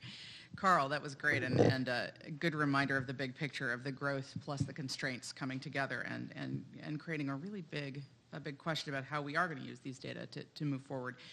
Larry, brilliant. I trust you to be provocative, and will ask you this question in that vein, which is, you have this a great background and experience on health and on medicine, and this is an area that has, of course, used long-term risk analysis for a long time. People make individual decisions all the time based on long-term risk factors in their health. So does this kind of analysis, people use health a lot as an analogy for climate risk. Is that an apt analogy, or do you think it can work? Will this approach to risk that people have been talking about today work in the climate context? So thank you very much. It's really great to be here. In a spirit of full disclosure, I've packed the house. And if I could have everybody associated with the Skoll family raise your hand, you'll see what I mean. Yeah, we outnumber you. And the Skoll family is what I'm representing here. Skoll Global Threats Fund. We work on pandemics and climate and water and nuclear energy, stopping nuclear proliferation. And by training, I'm an epidemiologist. Now, epidemiologists love risk. We love uncertainty. But there is a huge difference between risk and risky. It's not just a single letter. It's an entire universe. It's why I love this name, risky business, that we've been supporting along with many other people here. And I'm going to tell you a story and see if I can help separate risk from risky. So I spent 10 years working to eradicate smallpox. I lived in India for a long time. I worked for the United Nations.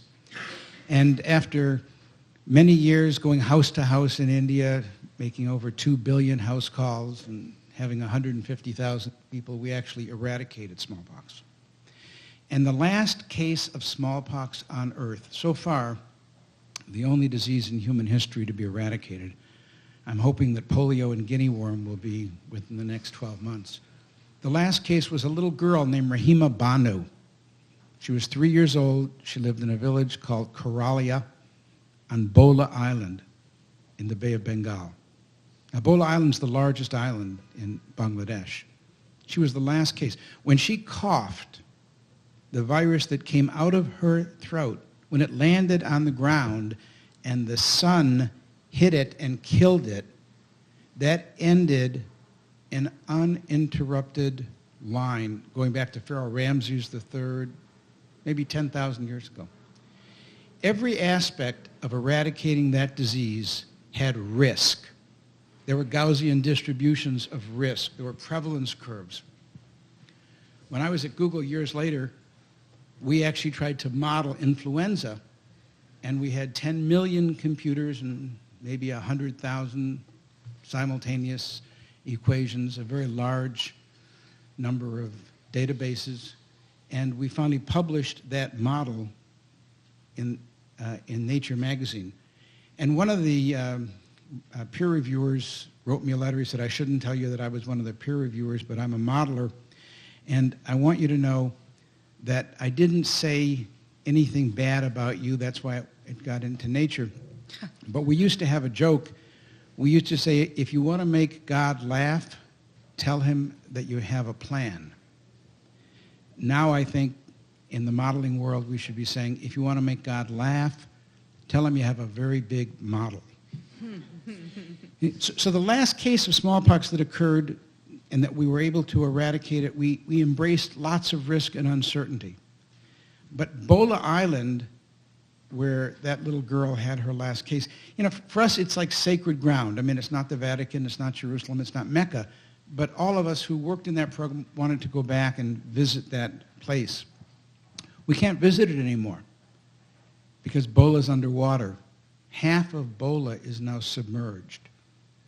It's submerged because the average height above sea level in Bangladesh is inches or single-digit feet above sea level.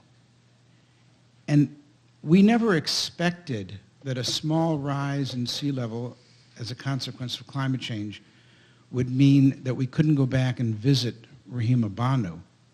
But more, we wouldn't have predicted that of the 1.7 million people who lived on Bolan Island, nearly 1 million of them became climate refugees.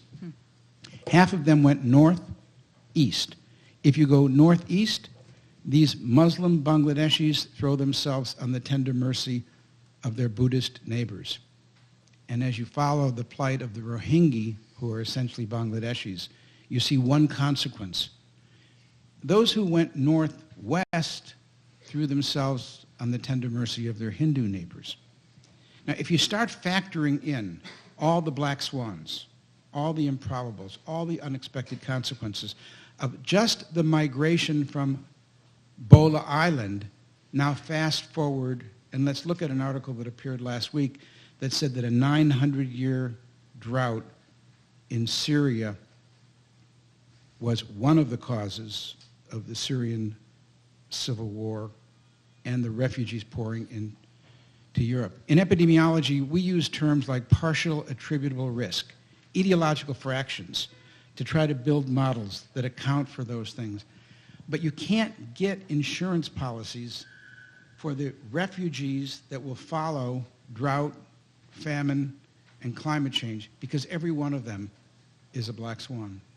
So as we talk about models, and as that fellow who wrote to me after my article in Nature said, the reason I really didn't want to bash your model was because you got to keep doing this. We got to get better at it. We've got to model it.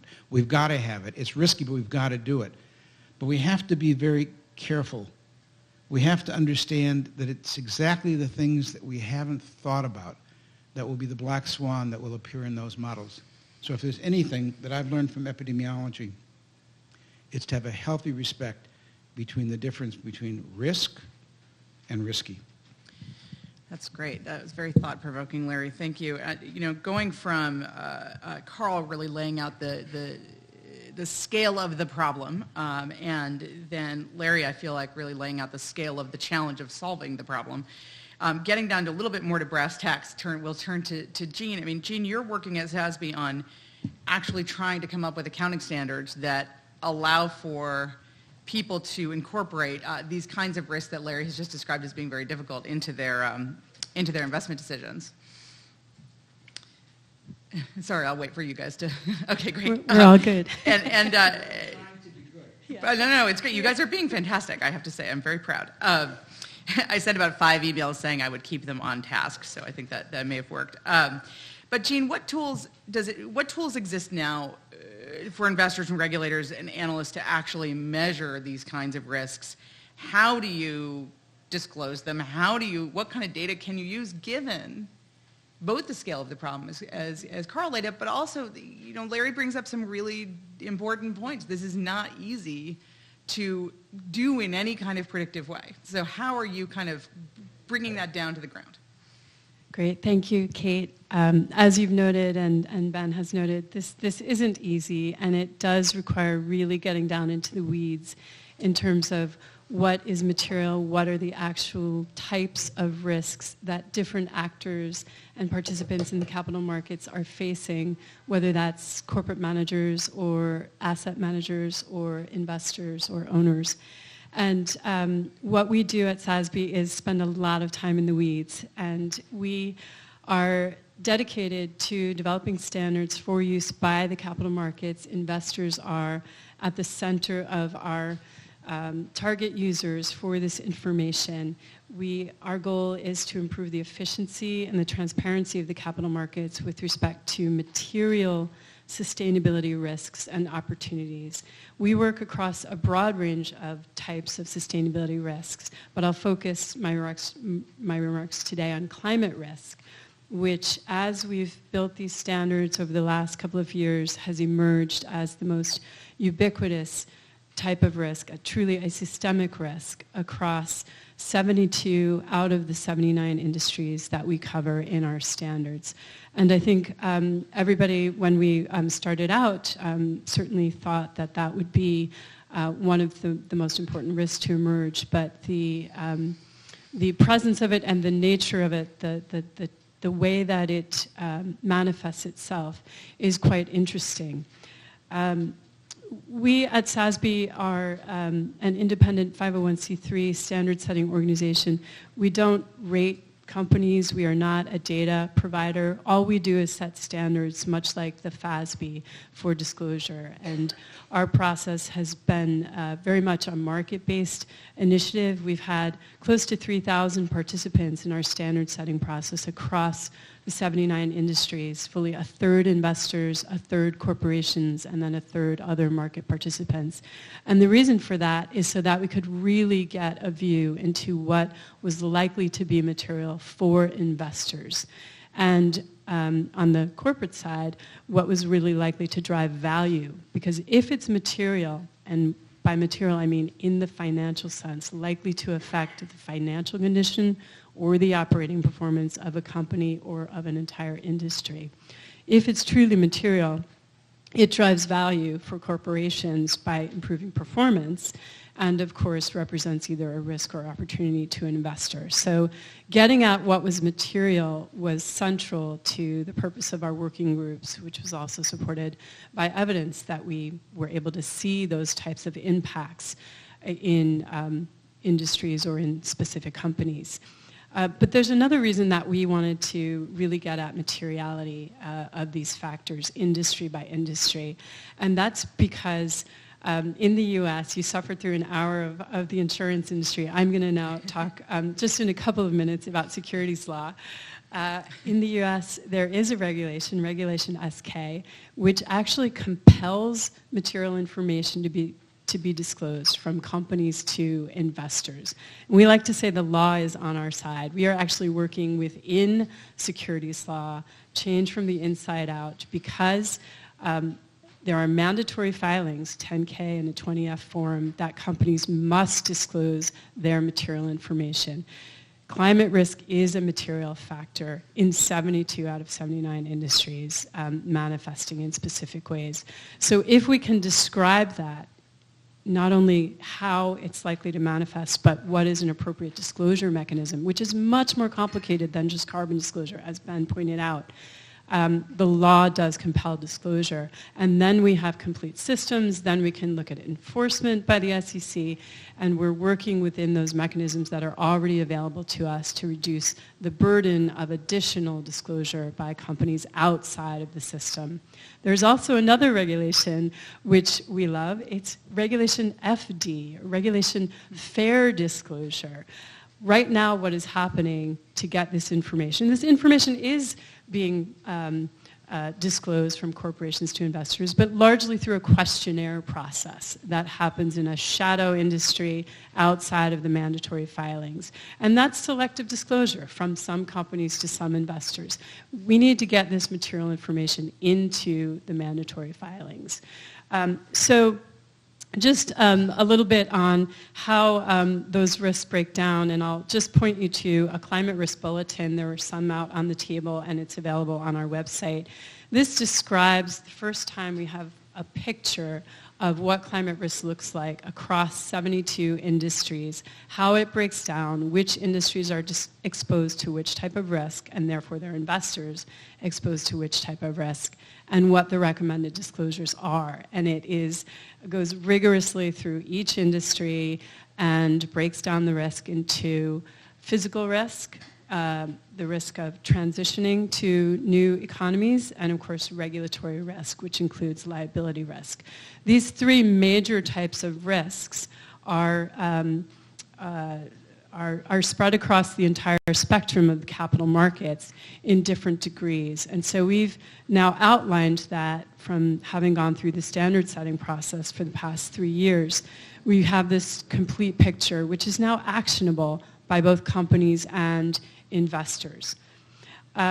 The important thing, I think, to take away, and of course, I would urge you to take a look at the Climate Risk Bulletin. Our work is very much supporting the task force that's being chaired by Mayor Bloomberg, and we'll make recommendations to the G20. But the important takeaway is that the types of disclosures that we need for them to be actionable are industry specific. In healthcare, it's about the resiliency of healthcare delivery facilities in the face of increasing patient loads and weather-related events, different disease migration patterns because of climate risk. They face a very specific types of risk. In oil and gas, we need to understand the carbon intensity of the reserves, the potential for stranded assets, the emissions.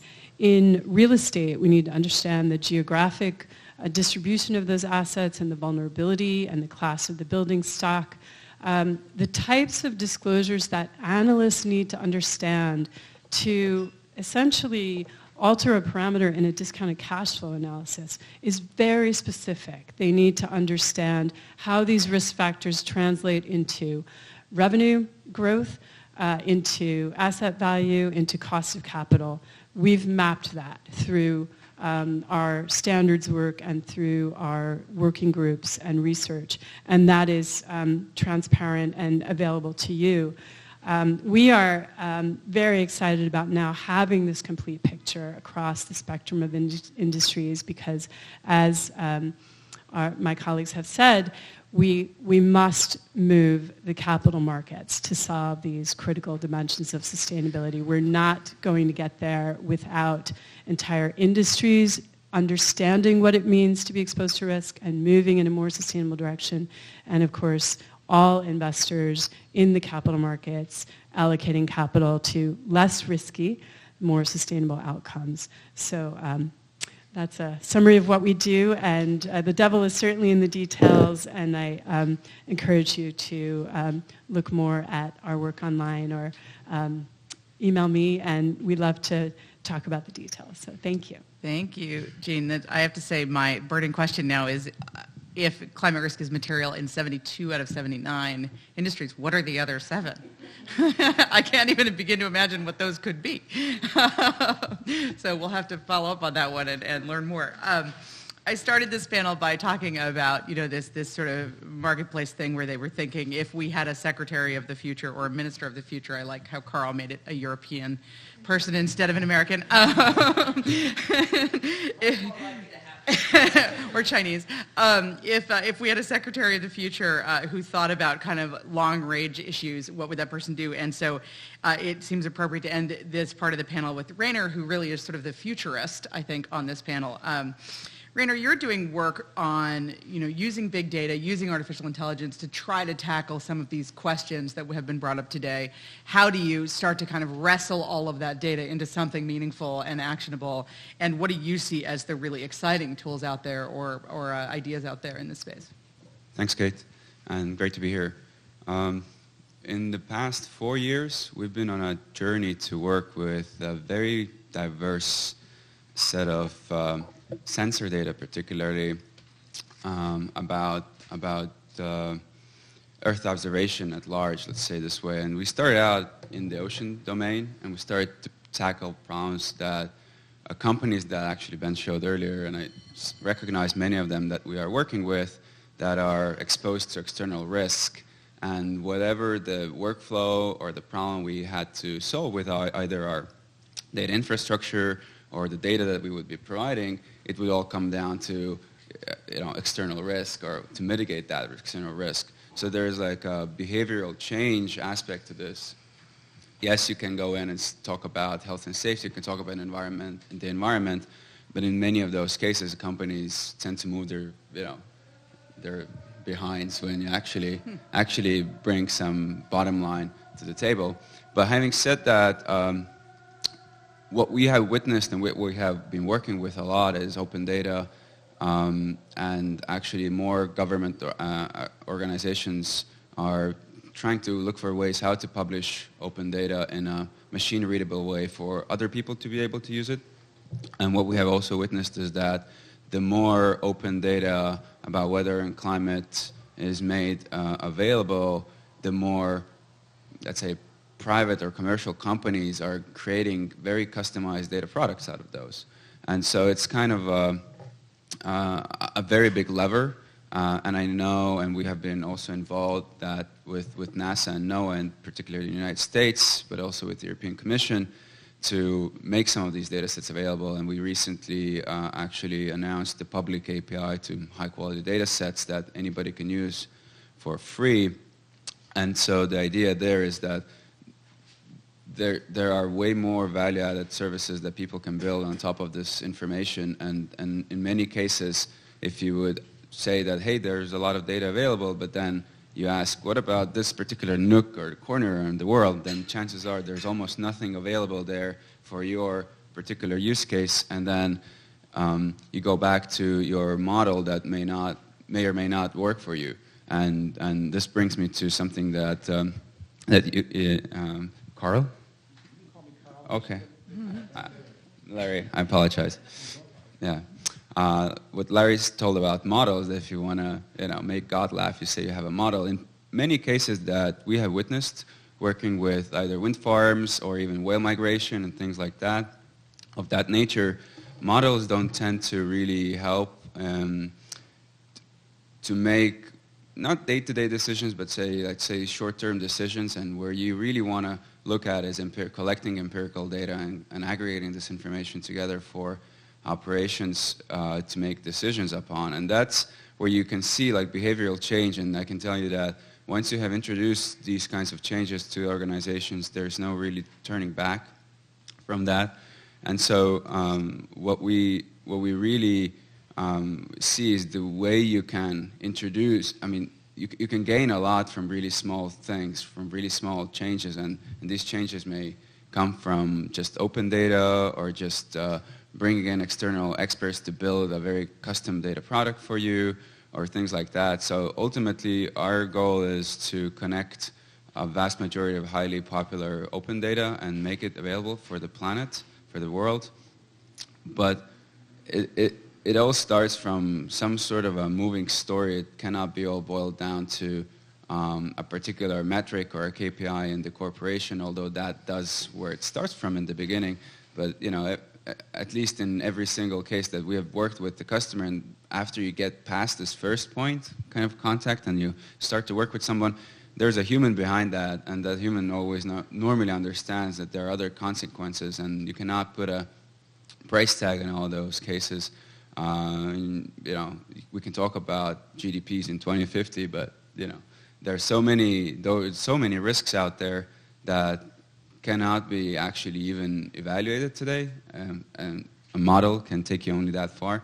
So the best way to think about it, and from our perspective, and it's a very biased one, I must say, is really use data. And there are ways, if we don't know where the power plants are, there are ways today how to assess that on satellite imagery without people disclosing it. There are ways how to identify all vessels even if they have turned their beacon off, for instance. There are so many ways that technology can help, and I'm obviously a techno-optimist, but I'm also a humanist. The more I deal with technology, the more humanist I become, to be honest. Because you kind of start to understand how complicated nature is. Like, I cannot emulate this. So yeah, I would definitely encourage people to think of real data and using real data to solve problems more than just models. That's always my message. That is great, and incredibly interesting to think about how those satellite data and these new tools that we have available can help sort of fill in some of the data gaps. I promised I would go straight to Q&A, and of course I lied because I have one question I do want to ask all of you, following up on Rainer's talk, which is really kind of goes back in some ways to what all of you have talked about. We've heard from Ben, we heard from Dave earlier, we've heard from most of you the importance of open source and open data. But we also know, as Carl said, that markets have to be part of the solution here, and we have this potential conflict between this open data where pieces get filled in, and we need the pieces to be filled in by companies with a lot of granular information, and the general tendency of companies to not want to share any of that information because it's their competitive advantage. How do we reconcile this? This is the kind of problem that has to be solved with everyone sort of working together. Markets aren't designed for everyone to work together. So how do we kind of square that circle? And really this is to Annie and all of you. And let me see if I can get this microphone to work again, and then you can take your question. I'm happy to start with, our approach, which is one small piece of the puzzle, but we're intentionally designing for the mandatory filings, standards for the mandatory filings, to get at exactly that issue, which is companies don't like to disclose any more than they have to investors. There are some legitimate concerns about competitive advantage, and then there's just a general tendency to not want to talk about what they're doing. And investors always want more information, are always asking for more information. That's, I think, a natural tension. But our markets are designed to work on to function well in an environment of transparency and good disclosure, good information getting in the hands of investors. So we've designed the standards with the very high bar of financial materiality so that they are required to be disclosed in the mandatory filings. And this is the lever that's very important to get complete data sets, comparable data sets, and to get just the information that investors need and not a lot of immaterial information to investors at the same time. And in terms of climate risk, 72 industries are affected. The ones that are not, doesn't mean they're not affected, but it is a very high bar for materiality in terms of compelled disclosure in the 10K. And so it's actually, I think, quite significant that 72 out of 79 industries do have a material risk. It represents $33.8 trillion of capital, of market cap, just in the US economy that are affected in some way. What's interesting now, because I'm often asked, does this mean companies are breaking the law right now around disclosure and not putting this information into their mandatory filings? And we look in great detail at this at SASB and read a lot of 10Ks. And what is happening now is companies are meeting the letter of the law by disclosing a risk factor with typically a boilerplate statement. Climate risk is a problem. We don't know how it will affect us. Buyer beware. And that is not decision useful. It's not adequate for analysts. It's certainly not adequate for investors. But that is how they are meeting the letter of the law. But that is also in the absence of standards. We've had the law, but what's been missing is standardized standards for disclosure industry by industry on the specific types of risk. Now that we have that, there are very few excuses to putting it into the 10K. So we do expect the quality and the rigor of disclosure to improve in the mandatory filings now that we have those standards. But enforcement is still a question, and that is something that we need people like those in this room to raise attention and awareness to for organizations like the Securities and Exchange Commission. That will help a lot. Thanks, Jean. Carl, you wanted to weigh in on this? To say that there ought to be a very, very high burden of proof on a commercial entity that wishes to conceal material information from the parties with whom it exchanges and from the public. We are way, way too deferential to the idea that something gives you a competitive advantage, because mostly that competitive advantage is rent-taking, which makes the economy work less well. And to give a spectacular example, we are still having a battle about whether multinational oil companies should have to disclose the terms of their concessions with kleptocratic oil-producing countries. And they are saying, no, we shouldn't have to disclose that, because if we, a European oil company, had to disclose that and the Americans don't, the Americans might get to bribe the kleptocrats preferentially over us. We actually do know how to make this information come out. This is not beyond the brains of the people in this room and around the world. We know how to get the disclosure. We just defer to secrecy. That's a great example. I think your mic works now, which is great. Rainer, you guys want to weigh in on this briefly? Yeah, I had a particular comment that I've witnessed, and we are working with one customer I cannot name, but it was on that slide. and there are interest also on let's say, and this is an energy company, not an oil company.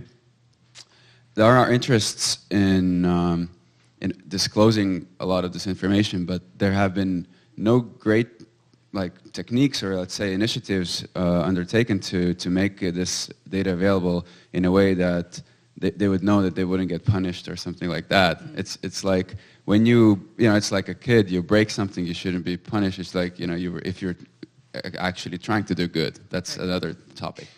And this is particularly a company that's definitely doing good in renewables. And so the question is, how do you make this data available in an anonymized way to third parties? And this is exactly the kind of project we're working on across Europe. It includes an entire portfolio of European assets. And so we are looking for partners and figuring out how all this data that we are aggregating on our end, how this is now made available to third parties, but in an anonymized way to start with, just to get the ball rolling. And then when they see there's no monster in the cupboard, then maybe it will kind of improve. But at least people will start to be able to use this. And that also goes for not just for people to understand whether things are improving or not, but also it's good for trade and economy. And even there are commodity traders that have no idea about many of the very volatile energy sources today in terms of predictability. Yeah. Thank you, Rainer. That's really useful. Blair, you want to add? Yeah. Well, just first of all, kind of a joke, but when Ben, when you said it's not rocket science, I wish I could have been the brander who branded rocket science as being the most intellectually challenging thing you could possibly do. Or brain surgery. Because from where I sit, and I've been involved now with great interest in the near-Earth object orbiting issue, the data for rocket science is pretty easily available. There's not an organized lobby out there on asteroid number 64 trying to protect us from getting it. And the changes that human beings can wreak havoc with aren't quite as bad the further you get away from Earth. So to say it, I would say it's not rocket science, it's a hell of a lot harder. And it's not just companies. I just want to give one example of countries and the suppression of data. Yeah. Everybody in this room can give 100. But one is, if you take a look at what the most dangerous place on Earth is, everybody will have a candidate. My candidate will be the Pakistan, India, China, nexus where you have three nuclear-armed countries who are competing over water which inconsistently comes from the unpredictably melting Himalayas. Mm-hmm. And in a way, China owns the ice, and India has all the dams, and Bangladesh and Pakistan are just shit out of luck. Yeah. And if you can't, as a country, control the water for your crops, you can't control your food. If you can't feed your people, what is sovereignty? And what is nationhood? And who's willing to go to war over what? But certainly, historically, we go to war when our people are hungry and we can't feed them. There's lots of satellite data available, by the way, increasingly better, smaller, cheaper, faster, that can tell you exactly how much water there is, how much is melting, where the dams are, who's opening them, who's closing them, what rivers run to the sea. By the way, the answer for India is none anymore. But countries have hidden and obscured the data about water as much as they've hidden and obscured the data about how many nuclear weapons they have. So it's not just companies, although I would like to join Carl's remarks completely on that. Companies should not have the right to withhold data that is absolutely essential to the survival of the species. But countries are as bad in many ways. That's a great diversity of responses, from make them do it to don't believe them when they say they can't do it to tell them they can do it anonymously to it's worse than you thought. Pretty much what I expected, but a great introduction to about 15 minutes of audience questions, which will be great. I was in the back earlier, so I can tell you that you can't hear from the back what people are saying in the front. So if I could ask people, first identify yourself, but when you speak, stand up and turn to the side so you're speaking sort of to everybody, because I think that'll actually work better. If people can't hear you, I'll repeat the question. So questions for anyone on the panel? I'm sure there are some. Yes? Hi, I'm Elena Dreyer from Los Angeles Capital. My question's really for anyone, but I guess probably more relevant for Larry. And to kind of segue from your last comment, how do we address the issues of factory farming and animal agriculture on climate change, and particularly in the face of poverty and a growing population? That's obviously an enormous impact and a huge concern. Seems to be less talked about. So how do we kind of bring that to the table and become that, have that become more of the forefront? So did people hear that? Okay, I'm going to... The question is about Great. factory farming and more technologically influenced farming practices, climate change, water, all of that, which I would just put one label on and call it food security. In a way, when Jeff Skoll created our organization and gave us 5 global threats, he didn't give us food security, and I'm still mad at him for that. Because it's hard to imagine a world that's habitable, that we want to live in, that we want to bequeath to our kids, where we haven't solved the issues that are attenuant to food security. And in fact, all the issues that we really deeply care about, equity and human rights and all the fighting that the world is now watching, so much of that at its basis is about food and food security and the antecedent causes to it. If you talk to a farmer in India, you can get everything you want to know about what crop is grown, what's the seasonality. Carl and I share a secret that we were both living in Bihar, and him in the 60s, because he's older than me, and me just shortly after that in the early 70s. And if you talk to farmers and you want to go into a conversation with a farmer, they would be kind to you and talk to you. You're a foreigner. But if you start talking about the price of seeds or about water, that's when they start getting more animated. And because it's so critical to understand the interplay between what you have, land, what you put into it, seeds, and how you grow it with water. I struggle with this all the time. I went on a trip to the Arctic with a large group of people, but it included Hugh Grant, who's the CEO of Monsanto. And the other Hugh Grant. The other Hugh Grant, yeah. The guy who didn't do that thing in the car with that person in Los Angeles that none of us is going to talk about. I think we're... Yeah, you've all got dirty minds. We went to the Arctic, but we also went to Svalbard, which is where the Doomsday Vault is located, where all the germplasm of every seed that ever existed, one specimen, the Noah's Ark of seeds is located. And we went down and go 40 degrees below zero, 40 degrees above zero. You're going through all these different security things. And I was with Hugh, and I was looking at him, and I was watching him looking at all the seed stock of the world. And I was there with a sense of wonder about the majesty of the diversity of these species. And I was just wondering if, as the CEO of Monsanto, he was sharing my experience of the wonder of the diversity of species, or he had something else in his mind. Because there's a lot to be gained if you're Monsanto and you can control that diversity of species. I brought Hugh Grant and pollen from The Omnivore's Dilemma to Google, and I had them debate.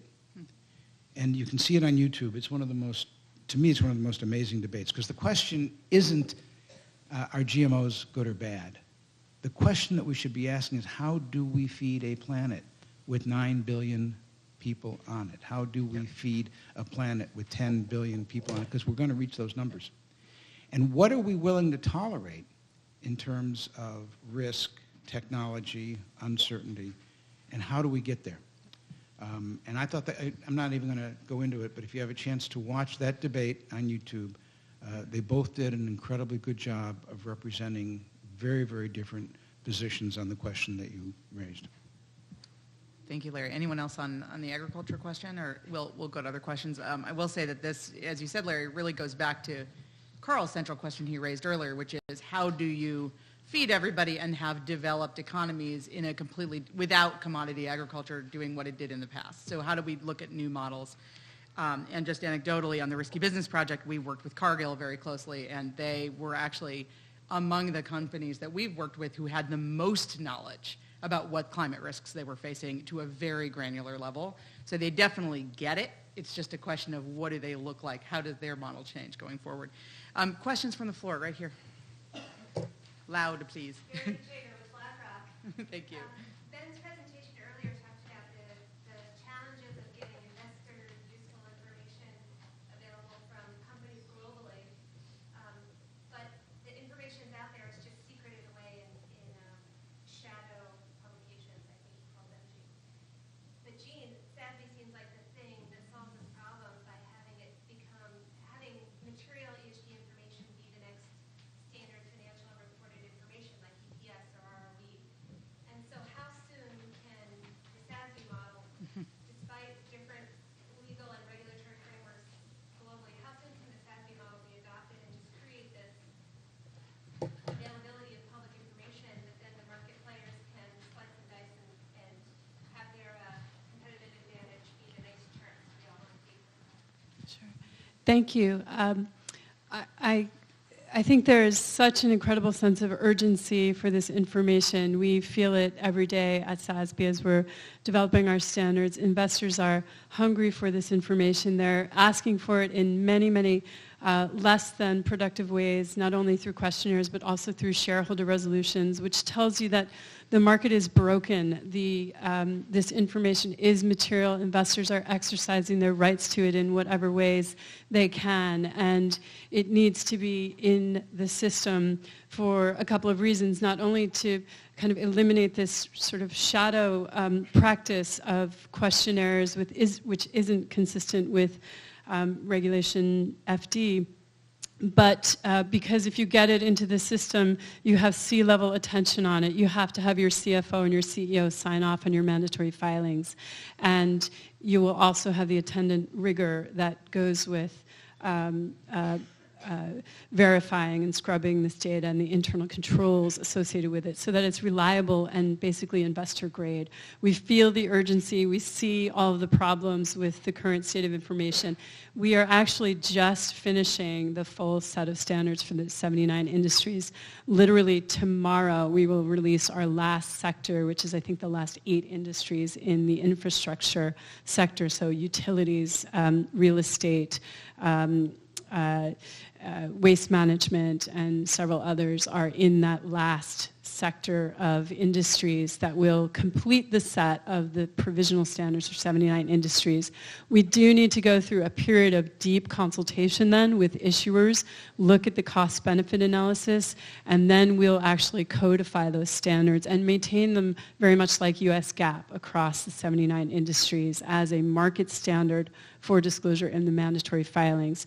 We are just now turning our attention to global capital markets and how we can support making the standards available and making them useful, understanding what those mandatory disclosure mechanisms are. The mature capital markets all do have mandatory financial filings and a somewhat similar definition of materiality.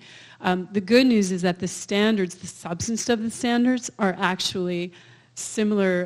A mining company in the US faces similar challenges as a mining company in South Africa. These issues arise because of the way companies use resources and impact society and the environment as they deliver goods and services to the economy. So the issues are the same, the standards are relevant. We'll be looking at models for making them available. They're free for the public good, but really making them available to the major capital markets, which are global, and investors are global, and companies are global, and we need global financial disclosure standards. So, and we're working on climate risk very closely with the task force to make sure that our work is feeding into Mark Carney's task force for the G20, and that's another mechanism. So more to come on that. We're just turning our attention to how to tailor and disseminate these standards globally. Great, thank you, Jean. Anyone else want to address that? Other questions? We probably have 2 more that we can take, if there are some. Everyone is in their pre-lunch haze. Go ahead. Sure, Andrew, looking at Ceres. Just maybe a question for Jean around, you mentioned that, from your perspective, companies are following the letter of the law, but maybe not the spirit in terms of disclosure. And I seem to be referring to federal securities law, but obviously we've got state law as well. And you mentioned this morning there was an announcement by 25 attorneys general that they're going to investigate. Yes. Join the investigation around disclosure. Only some of them will. I know that's Yes. specifically what California already has. But maybe you can kind of talk about that as a potential leverage point to move disclosure forward. Sure. We're just seeing seismic shifts in the field of securities law. If you think climate risk is moving fast, it's really incredible to see just in the past few years that SASB has been working on the standards. Securities lawyers are one of the most conservative bunches of people in terms of what they let their clients disclose, and editing last year's 10K to, a couple of words. If a couple of words change, that's a lot, into the next filing. That is beginning to change. We are seeing a sea change in how securities lawyers are both thinking about material factors and the reasonable investor who is at the center of that determination, because investors' needs are changing so rapidly and their demands are changing so rapidly. And this interpretation of what is material to a reasonable investor is what then drives securities lawyers to allow something in a disclosure.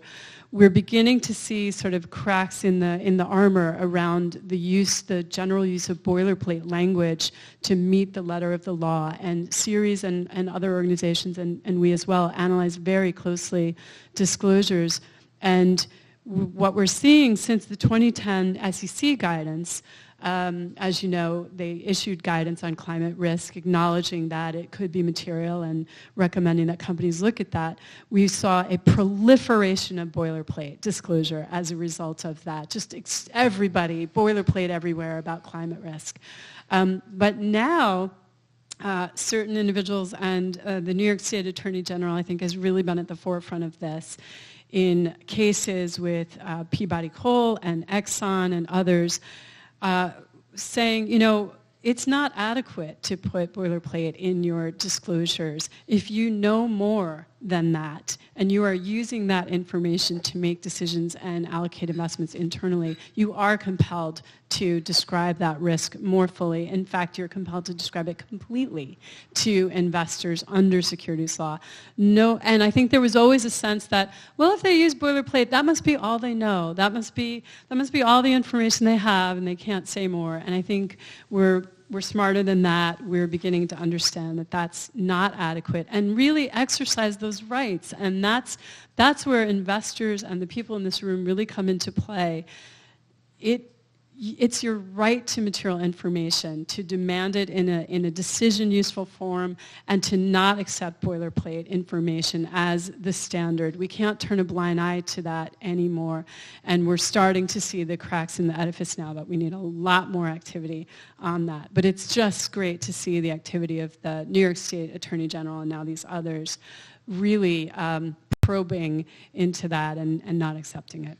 Thanks, Jane. I'm going to, that is incredibly interesting and really, again, getting to the sort of real nuts and bolts of how this stuff is going to play out. And I think just going back to an earlier point you made, enforcement is going to become the big challenge once you get all these things in place, even before we export them to other countries. I want to give each of you, 30 seconds to sort of any closing ideas, remarks you want to make, maybe starting with Carl, on this wide range of issues we've talked about.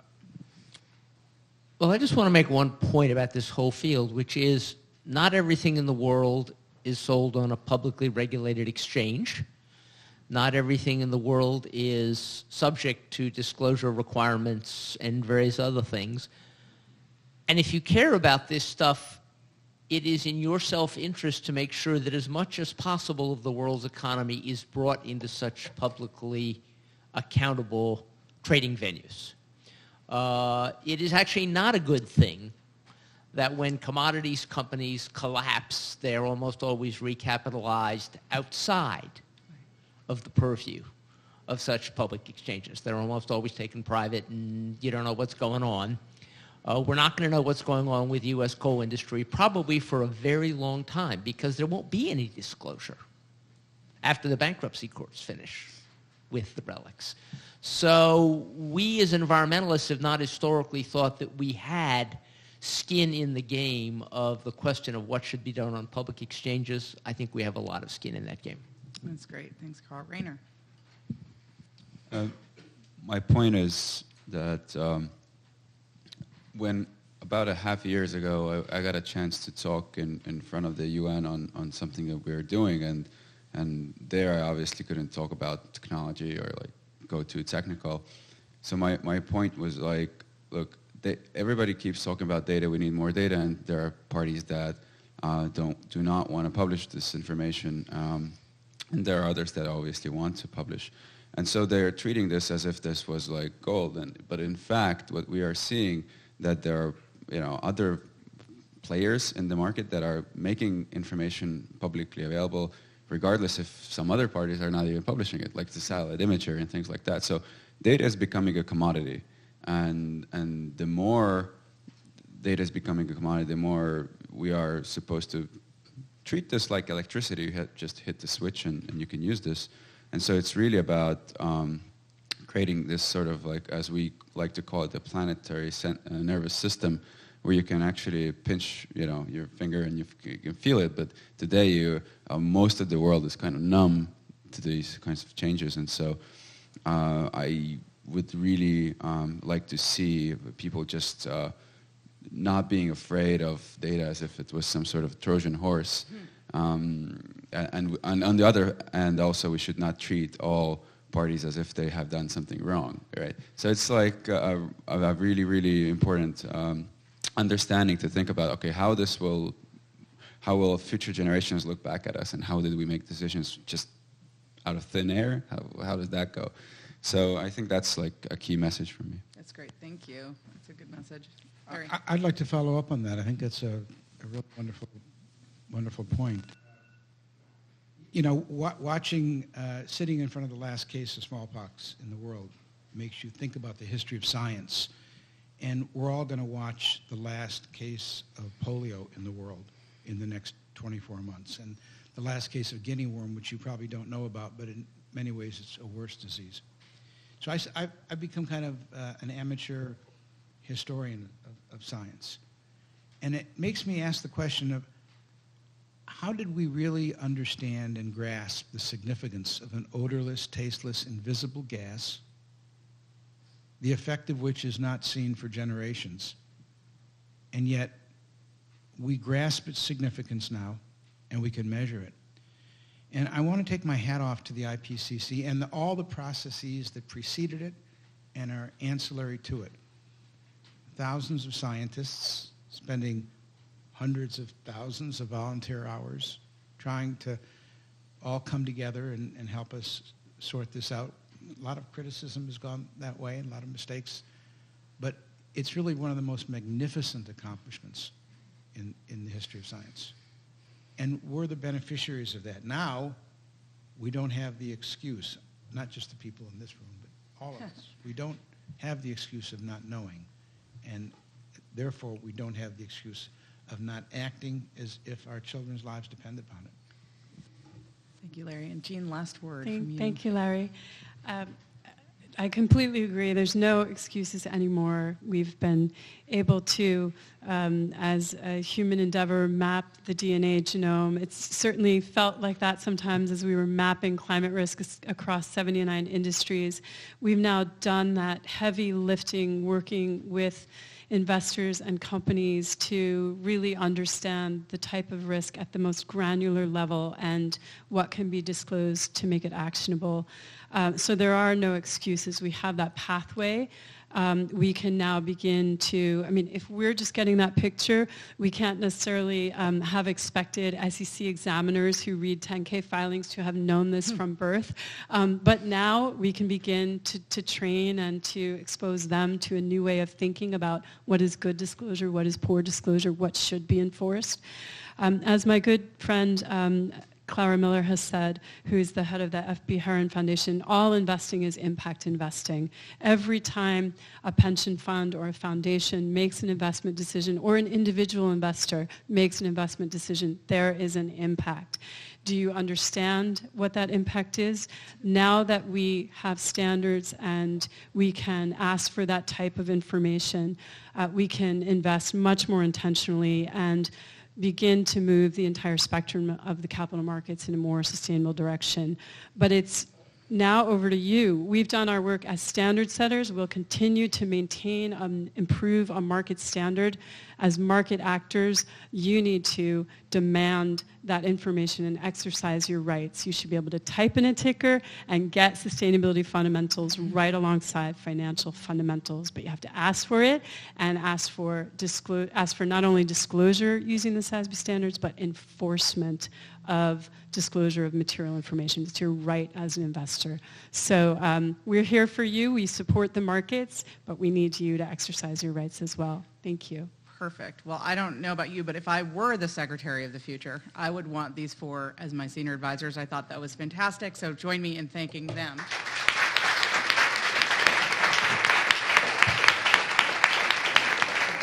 And thanks to all of you as well. Turn it back to you. So just very quickly, sorry, thank you, Kate, and the panel. I just wanted to say thank you, and also just Gordon Clark, who's the director of the Smith School, is going to wrap up. So over to Gordon. Great. Thank you, Ben. And it's great to see such an informed and committed audience on a fundamental issue called information and disclosure. So as director of the Smith School, this project goes to our DNA. We're very committed to basically the finance connection, holding companies to account, but also holding investors to account as well. I echo the sentiment raised by the lady from BlackRock just before. It is fundamental that we have some baseline from which to invest from. It's fundamental that the cacophony of noise around disclosure be basically pushed away, cut through to actually plausible indicators with integrity and indicators that you can rely on.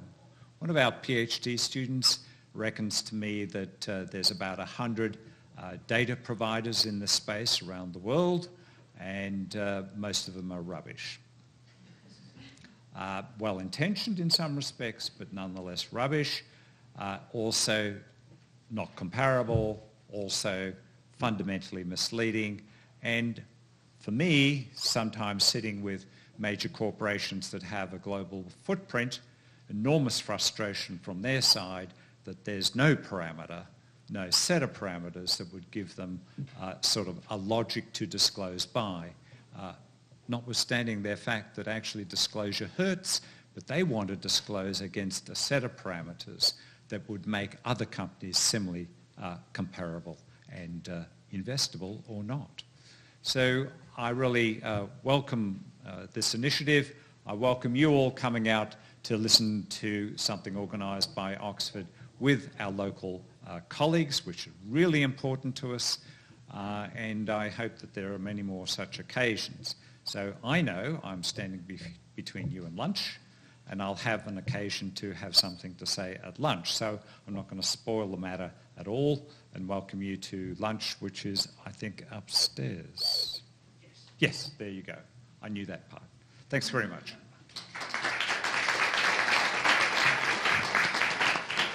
Yeah, so for those with lunch RSVP confirmed, it's in the library upstairs. So we'll see you there in a couple of minutes. Thank you.